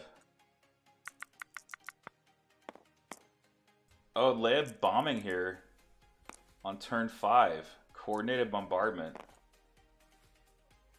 Does manage to kill a rebel trooper, and she's also got those fleets back there, and doesn't have the sniper second miniature. She did kill one of the sniper miniatures, I think.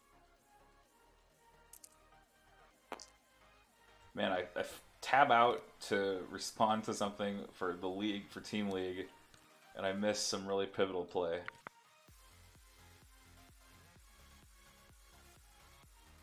Okay, so coordinated bombing, reaping a few wounds there, almost killing a sniper. That would have been a real coup.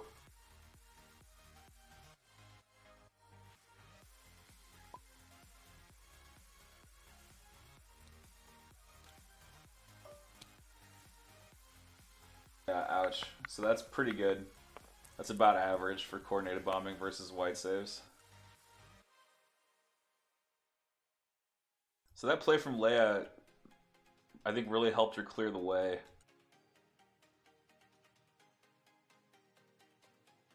Yeah, it's more about the suppression on Courage 1 than anything else.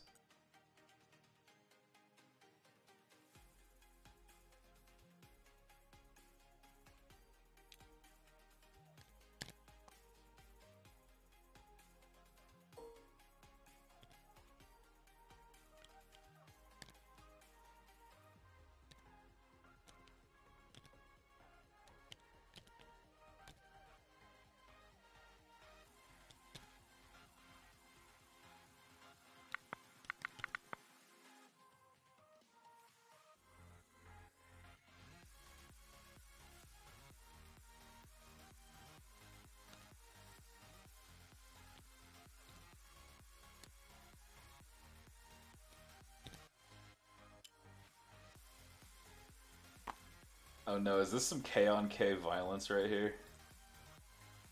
Is this gonna be K on RT violence?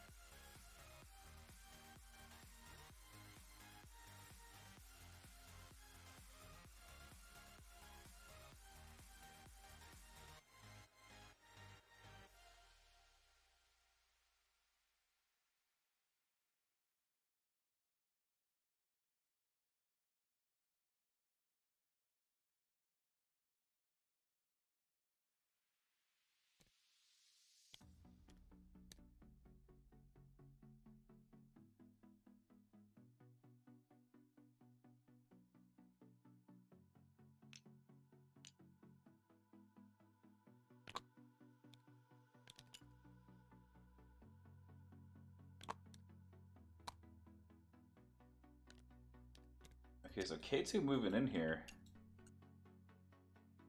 Is he gonna try to block off this approach path?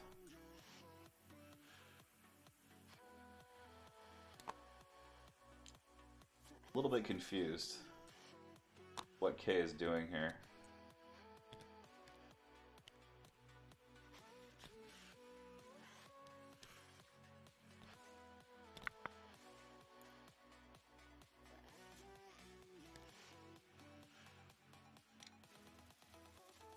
Alright, RT gonna turn in and doesn't get to range 3.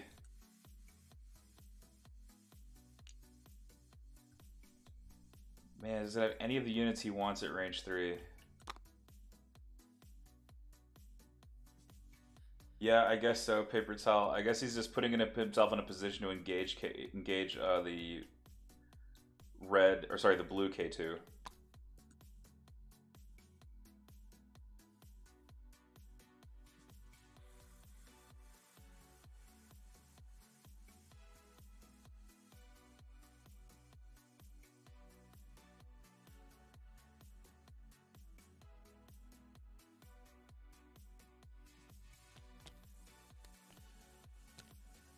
Oh, nice play. Getting the standby that cannot be taken away.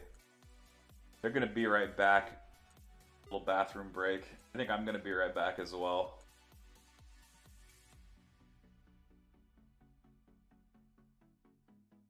This is really cool though, before I leave the keys. This ATRT moved. It tried to turn in to see whether it could shoot either this last Mando or R2-D2, but instead it has opted to make a hard turn in the opposite direction and put a standby across this area so that anything moving across this part of the board towards R2-D2 is going to get hit by a standby token from this blue ATRT. Yes, Velo, Greg scored 3. He has secret mission with blast off in the tank. Meanwhile, Florf has scored 1.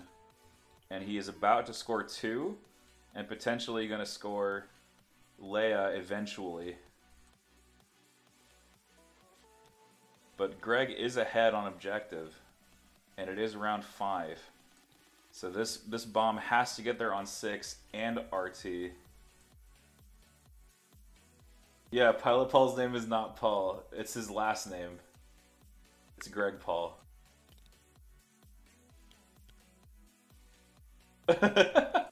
All is well. Yeah, it's tough because like R2 has to just double move and just like secret mission it up. He just has to do it, and he doesn't have blast off, and that's going to be a problem. Okay, play has resumed a little bit. Maybe I think Cassian's looking for range. So Cassian takes an aim token, and will the standby get chosen to be spent, or is he going to wait for the blue Mandos?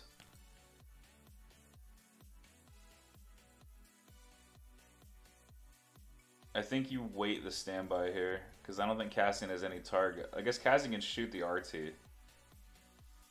I don't know. I think you do wait the standby. Oh, taking a counter standby! Well, of course, if a different unit moves in, then standby can trip and shoot the other standby. That's wild. Okay, so check this out. This is standby counter standby here.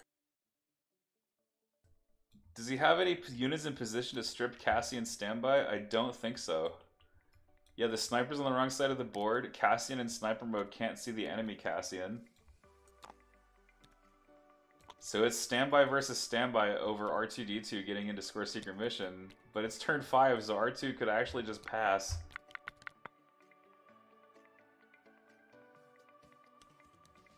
Definitely unexpected play. Well, no. Standby does allow you to trigger standby. He just chose not to do it. Yeah, but he hasn't chosen to. I think he's waiting for the blue Mandos, because he wants to shoot the blue Mandos.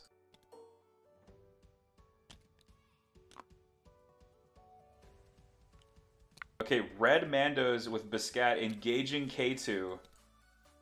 Just getting in his face. Gonna see if they can clean him up. Double move engage K2. Red fleets underway.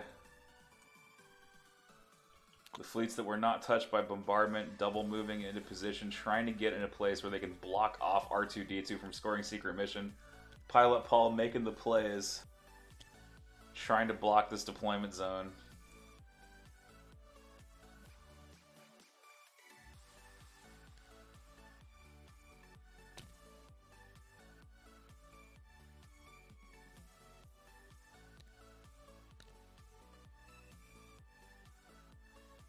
I mean, I get why he's doing it. Cassian will not die from an RT shot, and his best effort to get ahead on points here is just to try to kill off Tristan. And the Tristan squad's on 2 wounds, so an RT shot could kill them. So it makes sense not to use the standby against Cassian.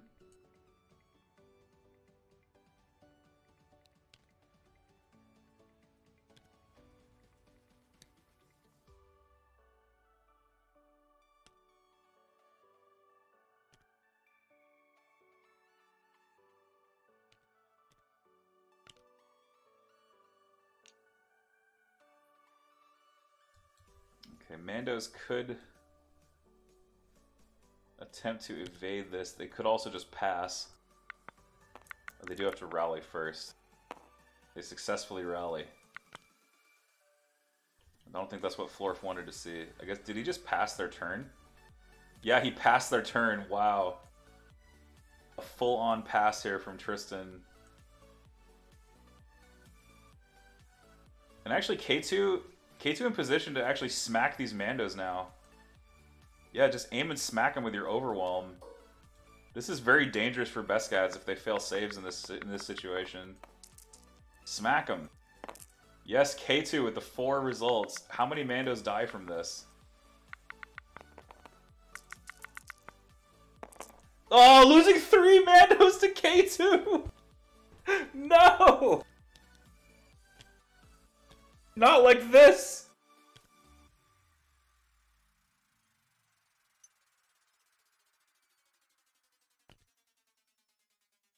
What a hit.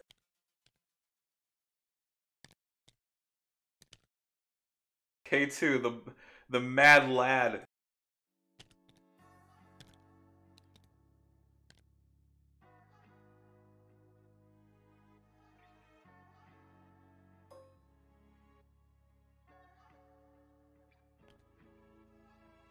There's a fresh one if you mouth off again.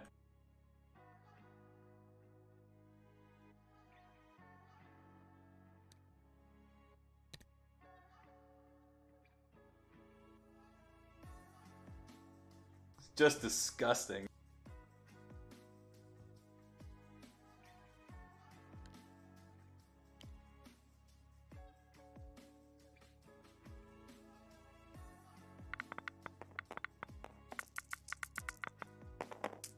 Okay, piling in, or not piling in, but shooting into the fleets, getting a suppression only. Wow, that was unexpected. That's a huge coup for K2, killing off that Biscat before it got to swing. Lack of charge. So are Beskads better than, or are Wookiees better than Beskads because they have charge? It's completely possible.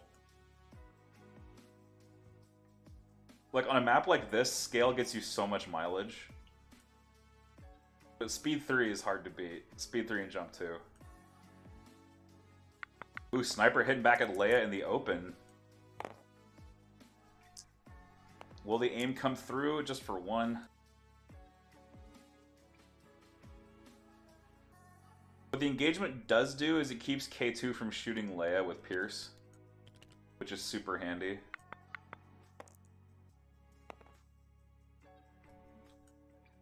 Also keeps K2 from going anywhere near this lone leader and R2 next turn.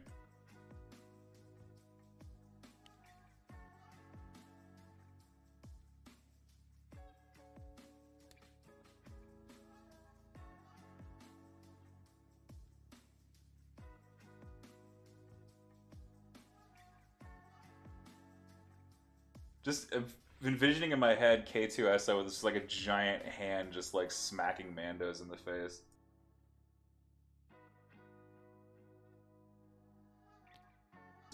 Gorilla robot hands.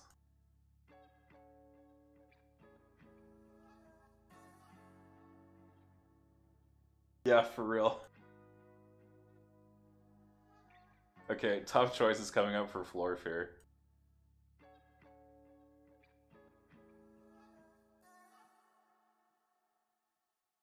Fleets actually punch on black with Surge, so engaging fleets is actually like really not appetizing. Fleets punch as hard as storms.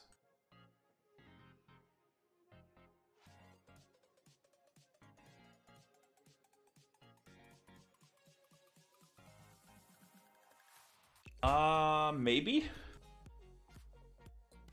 He is going to engage, wow. He will have an action to punch with.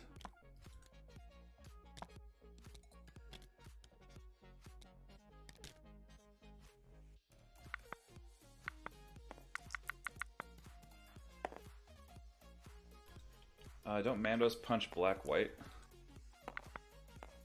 Oh yeah, he missed his white dice, he's rolling it now. Alright, blocks the first one. So Mandos move and punch and block one, and now they're going to get slapped back next turn for a bunch of dice. But starting engagement's really just a way to protect R2-D2 here.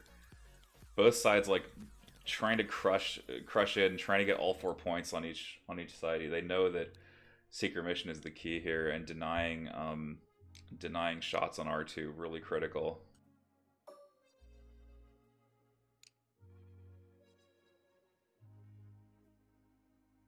I think he could have forced it, but it's risky.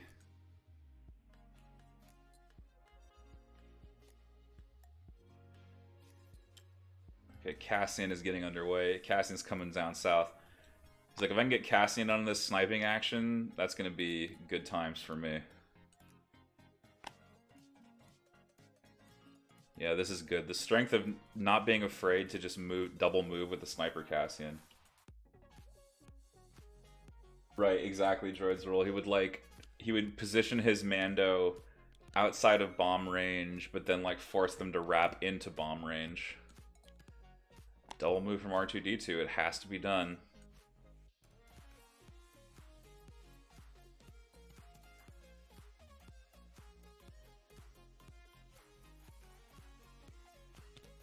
Oh, dodging! If R2... Can R2 fully make it in from here? That's a hard maybe.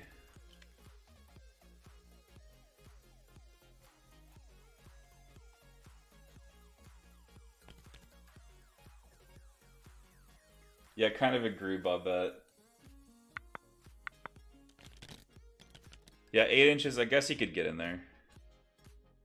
Yeah, that's really close. But yeah, defeating both units of Mandos gives Paul an opportunity to pull ahead on points. Crackshot versus Blastoff. So Crackshot from Cassian coming out. Almost purely for the priority here. Cassian does get a free standby. But that's just going to get shot off by the ATRT.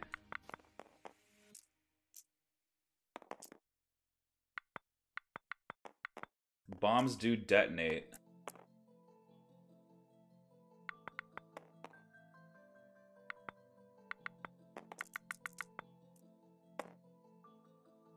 And R2 bombs himself, sadly. Will take a wound, but takes a suppression. That suppression will come off at the end of the round.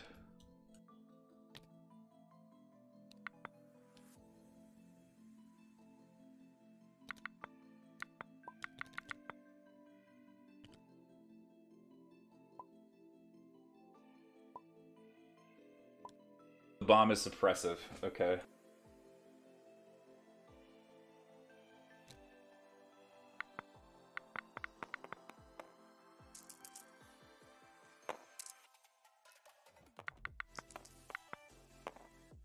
Okay, pulling an operative first. K is going to punch this Mando to death. Gets it. It's down. Wow, another garbage save out of that Mando. Garbage. So red Mandos are eliminated.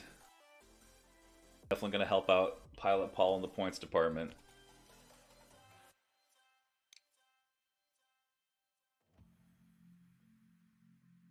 Yeah, that's actually a really good play because he can move troopers into position to have R2 be inconspicuous. So then I think the other option is to just physically block R2 by moving your troopers into the deployment zone. Yeah, if Purple Mando dies, Florf is definitely behind. Currently, it's hard to tell. It's a toss-up right now, Bees, but I think Pilot Paul has an edge. That edge being blast off is a total nail-biter.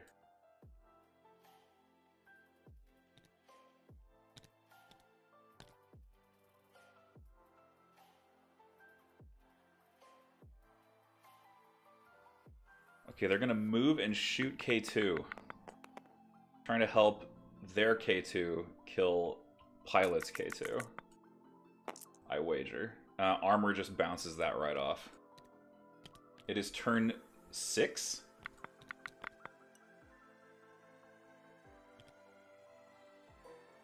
Okay, Fleet's punching into Mandos. 4 black with Surge this time.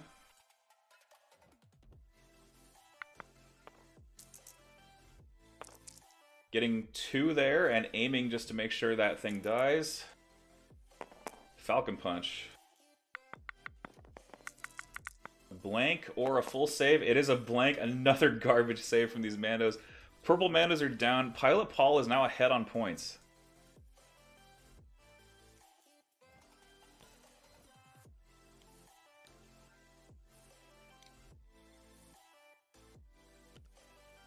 Mandos jump up. They take offensive push. Are they going to shoot K2? Yes, they shoot K2.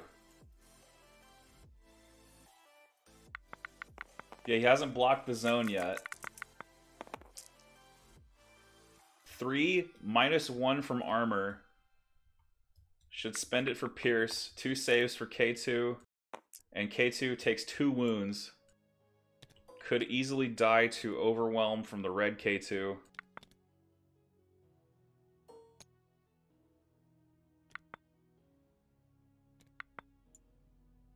I think now if you are Pilot Paul, you make moves to block the end zone to keep R2 out.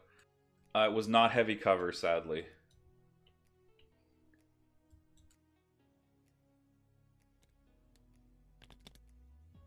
Possibly. Didn't look like it would grant cover there.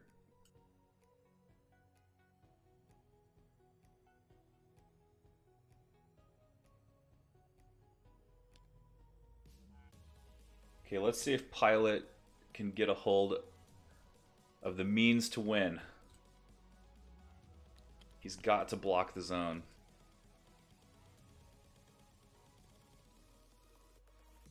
Right, I'm feeling the same way. Yeah, I mean, move, block the end zone, try to hook some repairs on K2. Yeah, for sure, Green Knight. So, basically, like, let's just summarize the game, essentially. Airspeeders flew their bombs in, dropped them, flew into the midst of the army, died, but were able to prevent Blue from stealing a bomb up here. Right now, Pilot Paul has all 3 of his bombs scored. There is 1 bomb left for FloorftheDwarf. Pilot has Blast Off waiting to score Secret Mission. And now Pilot Paul is moving to block the end zone to keep the red R2-D2 from scoring its Secret Mission. I actually think that move right there could be the game winner because R2 can't get in unless those purple troopers get shifted somehow.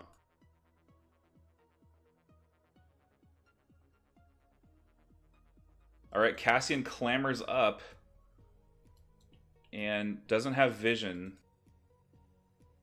on K2.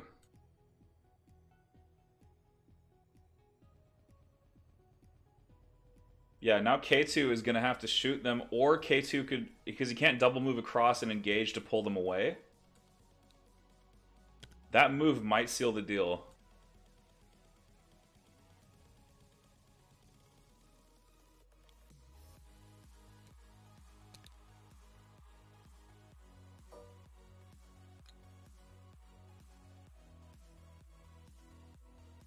But even if Secret Mission gets in, Pilot Paul is ahead on points.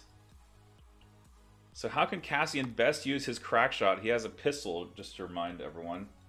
Pilot has not won just yet. It's looking better for him though. I think I would give it 55-45 to Pilot at this juncture.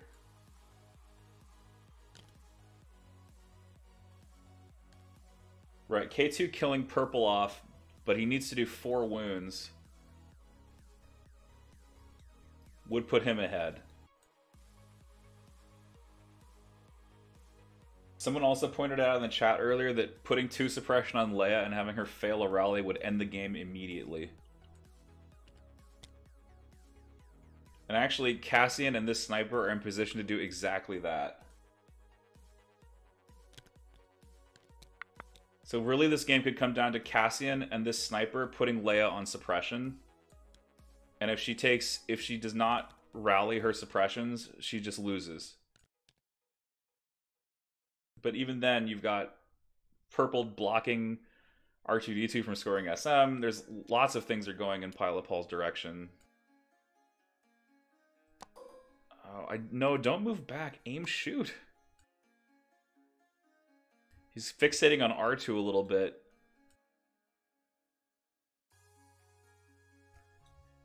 He's not able to get R2 in range without getting Pink in range, definitely.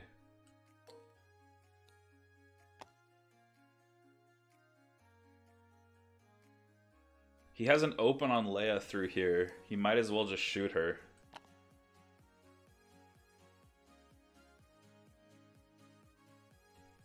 Red list and blue list, Nerfly. With exclamation point in the front, all one word. Oh, he can't aim for Leia, it's too far away.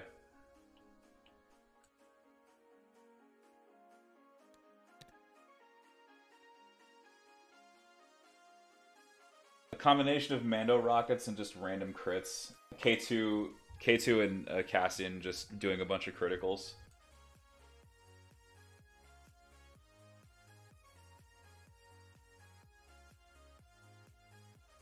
Yeah, they flew directly over the enemy army and got smoked.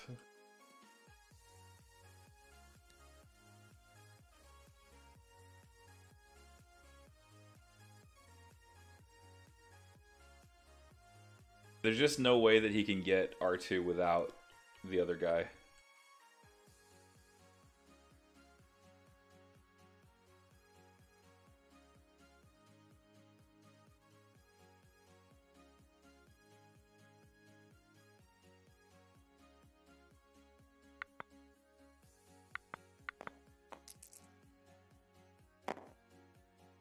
Oh, natting 2 hits. Did they allow the shot on R2? They did allow the shot on R2. Okay, so R2 now on 2 wounds. He was able to find that exact point where R2 would be in range. Okay, now Florf's K2 in the mix. Calculate and shoot on Purple. Needs a really good roll here. Gets 1 crit and 1 hit, which will both stick. He needs 2 paint to wipe these guys out. Doesn't get it. He'll kill 2 troopers here with his piercing gun.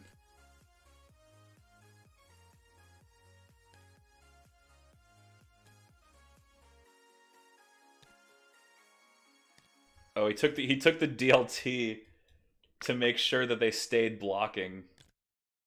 That was super smart.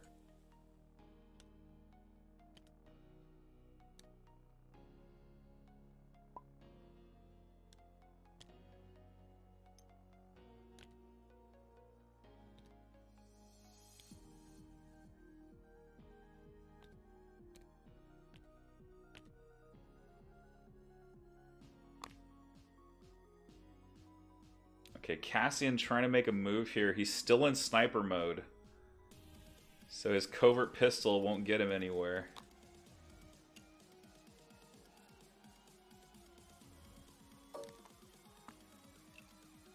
Moving and shooting won't do anything.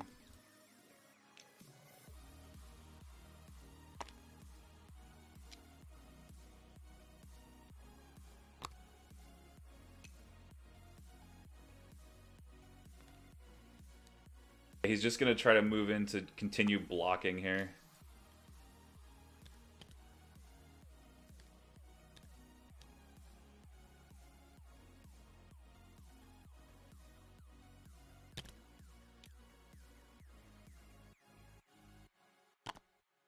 Actually, you could just take a standby here. You can still shoot with your sniper rifle off a standby if you moved. Yeah, move standby is, I think, correct here. Although he's trying to get that range 2 on R2-D2.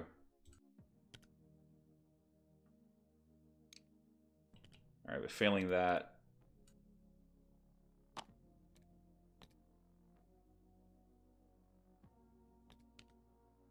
Maybe.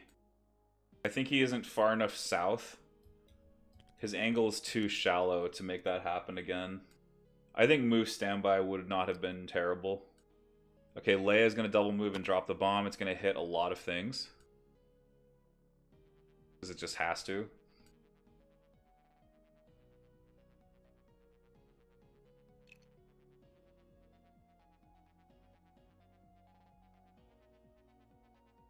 Yeah, exactly. He wouldn't have been able to avoid the inconspicuous.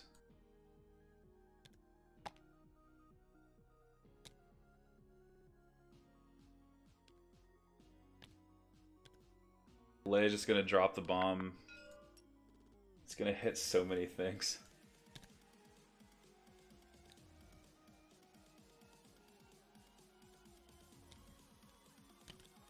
Oh man. Yeah, he can also move off the standby to engage. That's another thing you can do with standby.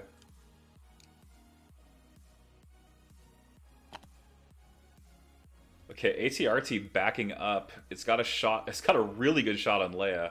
Holy crap. Is Leia wounded at all? No, she's on full health.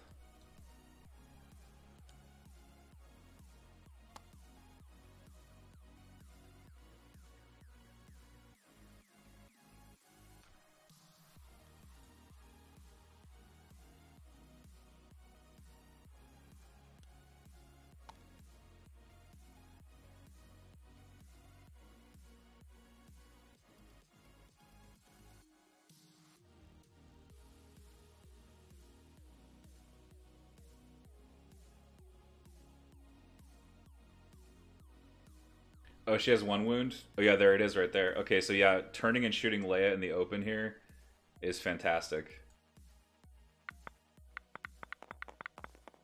It's just points in the bag. And like doing any damage to her makes it more likely she'll be killed by the bomb. Leia will take 2 wounds, putting her at 3 wounds total. So she is in kill range of this bomb if she makes no save.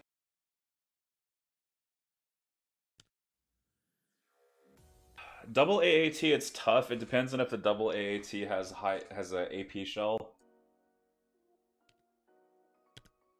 If you face double AAT with AP shells, you get roasted. I think Airspeeders are very favored against the Gav, though. I think they have a very easy time getting their impact rolling. Can R2 do that move?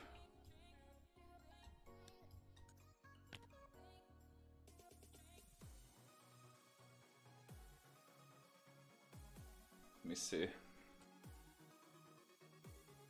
Sides trooper impassable.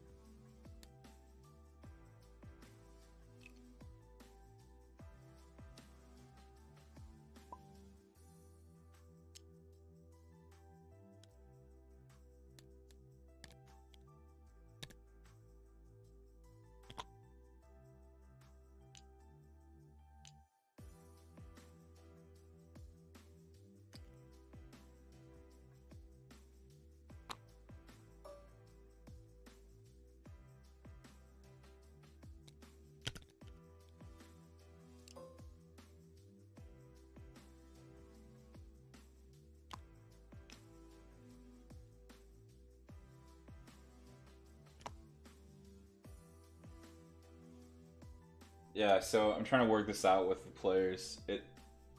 I think because of the silhouette being so tall, there's no place R2 can end inside the deployment zone. I think he has been successfully blocked.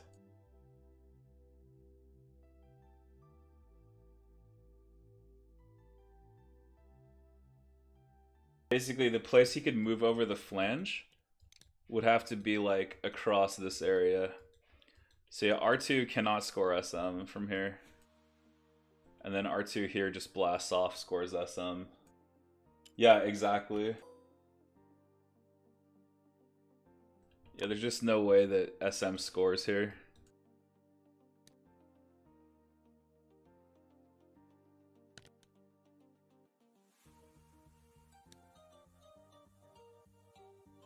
So R2 does the move, blows up the bomb.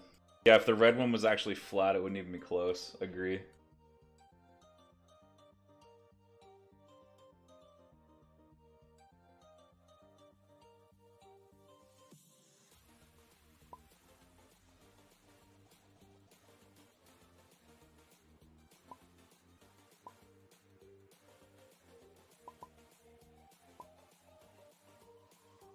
Okay, yep, R2 cannot score SM, and that is GG.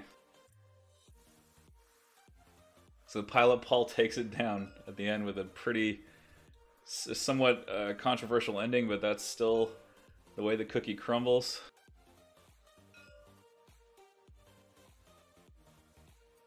But congratulations, Pilot Paul, for pulling it back against the might of the Mandalorians. Rough business at the end there. Yep, no, Pilot did not concede. Florf conceded. Pilot took it down.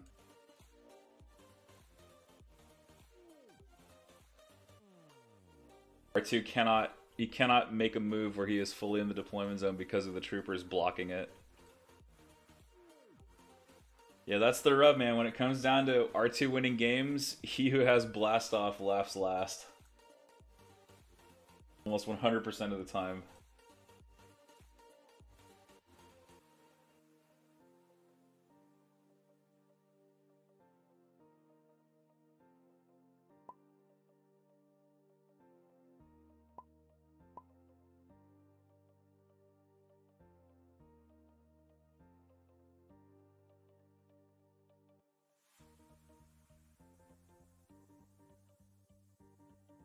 Howdy. Hey, gentlemen, what a game. That was, yeah. That was nutty, Came dude. down to That was crazy. millimeters and rules of layering at the end, so I got very lucky. A little bit. It's still like, I don't know, man, because like if R2D2 had scored SM, Comes the bomb. The If bomb. the bomb can kill K2 or the Rebel Trooper squad, I win on points and not kill Leia. Yeah, exactly. It comes down to a points issue. Man, that's rough. Yeah. Like I honestly think though, like you see this fleet here that's like on like overlapping slightly. I just don't think it would have even been close if the fleet was in the right spot. Oh, if the fleet was in the right spot? Yeah. I needed K2 to roll like one more hit into the Rebel Troopers, or I needed the Mandos to shoot the Troopers instead of K2.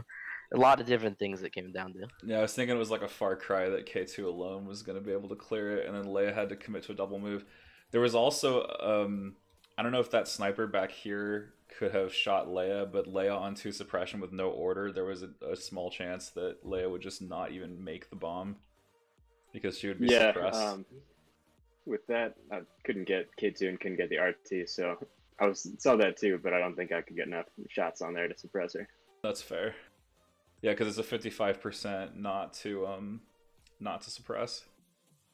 That's crazy though. Like it looked really bad once the Airspeeders died, but they were like total heroes this game because they suppressed that blue Mando squad out. Yeah, I got too crazy greedy with the blue Mandos. I should have just given them the no time order and then just immediately pick up the bomb. If it's a 5 health Mando squad in heavy cover, they're not gonna die anytime soon with that. I don't know, man, but the saves you were rolling. I'm sorry. I think you were rolling 33% on your Mandos for a little bit there. It was really bad. Hey, it happens. It happens. I don't think I got any saves on the Airspeeders either. I know, right? You did, but they were only when I was piercing. It was only when I was piercing, and so it felt bad. Yeah, the save timing was really bad. You got it on the Leia shot. People were like pogging in the chat. We saved like on Leia shot, K2s, and Go ahead. People were pogging in the chat when Blue K2 smacked those best cads. Yeah, man, that really changed it. Like, oh wow, there's just one left. Yeah, I was like, oh no. Oh, I guess we're dead. Oops. And then the fleet's doing the same. Right, fleet's doing similar. It was pretty crazy. The peasants overcame. Yeah, and there's so much like back and forth. I had no plan, so I think I got outplayed. I just got lucky at the end. This map is also just tough because there's like some distances that are a little wonky, and like if you don't plan your moves well in advance, you're gonna get screwed by the difficult terrain. It's definitely a map where the Mandos have some additional play. It was pretty cool watching them dip in and drop their bombs. Did bombing run come up in the last slot? Killed the airspeeder. It was third spot. Yeah, he pushed to bombing run. Yeah. Yeah. And I think that was correct, even in hindsight, with the Mandos, able to do that objective really easily. Like the airspeeders are still faster on delivery, and so you had more game time to stop what your opponent was trying to do in the long run. Yeah. Just did what it was. He wouldn't let boxes happen and break through. I feel like he has the advantage. Right. I think I probably would have let boxes happen, because if I can get it on AP, my Mandos can just get in melee with cast turn 1, even if you move. Yeah, like it doesn't even matter. Boxes are absurdly favored for the Mandos because airspeeders just don't even interact with them. Yeah. So excellent. Killed the airspeeder 3. That's what it was supposed to do. Excellent game, Pilot. You've won the right to face the world champion in round of 8. Great. I know. I like your feeling. I like your Yeah, he's playing double AAT, so this is actually going to be. I'm going to try to get that game because that's going to be a sick game to cast. It would be double AAT versus double airspeeder. It does have those armor-piercing shells. Does he have AP? Flying, so I count the tanks as airplanes. So no matter who wins, it's a good day for airplanes. It's fair. It's a 4 airplane day. Yeah, finally get it to happen, kind of. Foot off the ground. Yeah, for sure. It's flying. I mean, Mandos are flying. This is all right. Yeah, count that. It's still a very aeronautical day. All right, guys. Thank you so much for being willing to be casted. That was really exciting for everybody watching at home, and we'll see you out there. Yeah, got to see me have no plan, so glad that all worked out. That was a lot of fun. Good game. We'll see you out there in Invader League Season 6, probably. Can't wait. All right, guys. Thanks again. Yep. That's it. All right. Thanks, everybody, for watching. This has been another edition of the Avon Base stream. My name is Endless. Thanks, everybody that gave us a follow today, and everybody that supported the stream now or in the past. We'll be back tomorrow afternoon with Matten versus Doc Velo Paul, so you'll see the other Paul brother in action against Matten. And I think that matchup, let me pull the list real quick. It's going to be CIS. It'll be Maul Tank for Doc Paul on 9 activations against Matten's Rebels. Matten is running Sabine, Clan Ren, a unit of Mandos, and an Airspeeder. Oh man, that's going to be a fascinating game. 2 9 activation lists. Sabine with Seize the Initiative, Personal Combat Shield, and the Darksaber. So you're going to see some Sabine versus Maul action with a bit of Clan Ren and an Airspeeder thrown in there to boot. That's actually a really scary list. Not going to lie, that Matten's running. But that'll be on tomorrow. But for now, this is Yavin Base. We're going to sign off. We'll see y'all later. Ciao.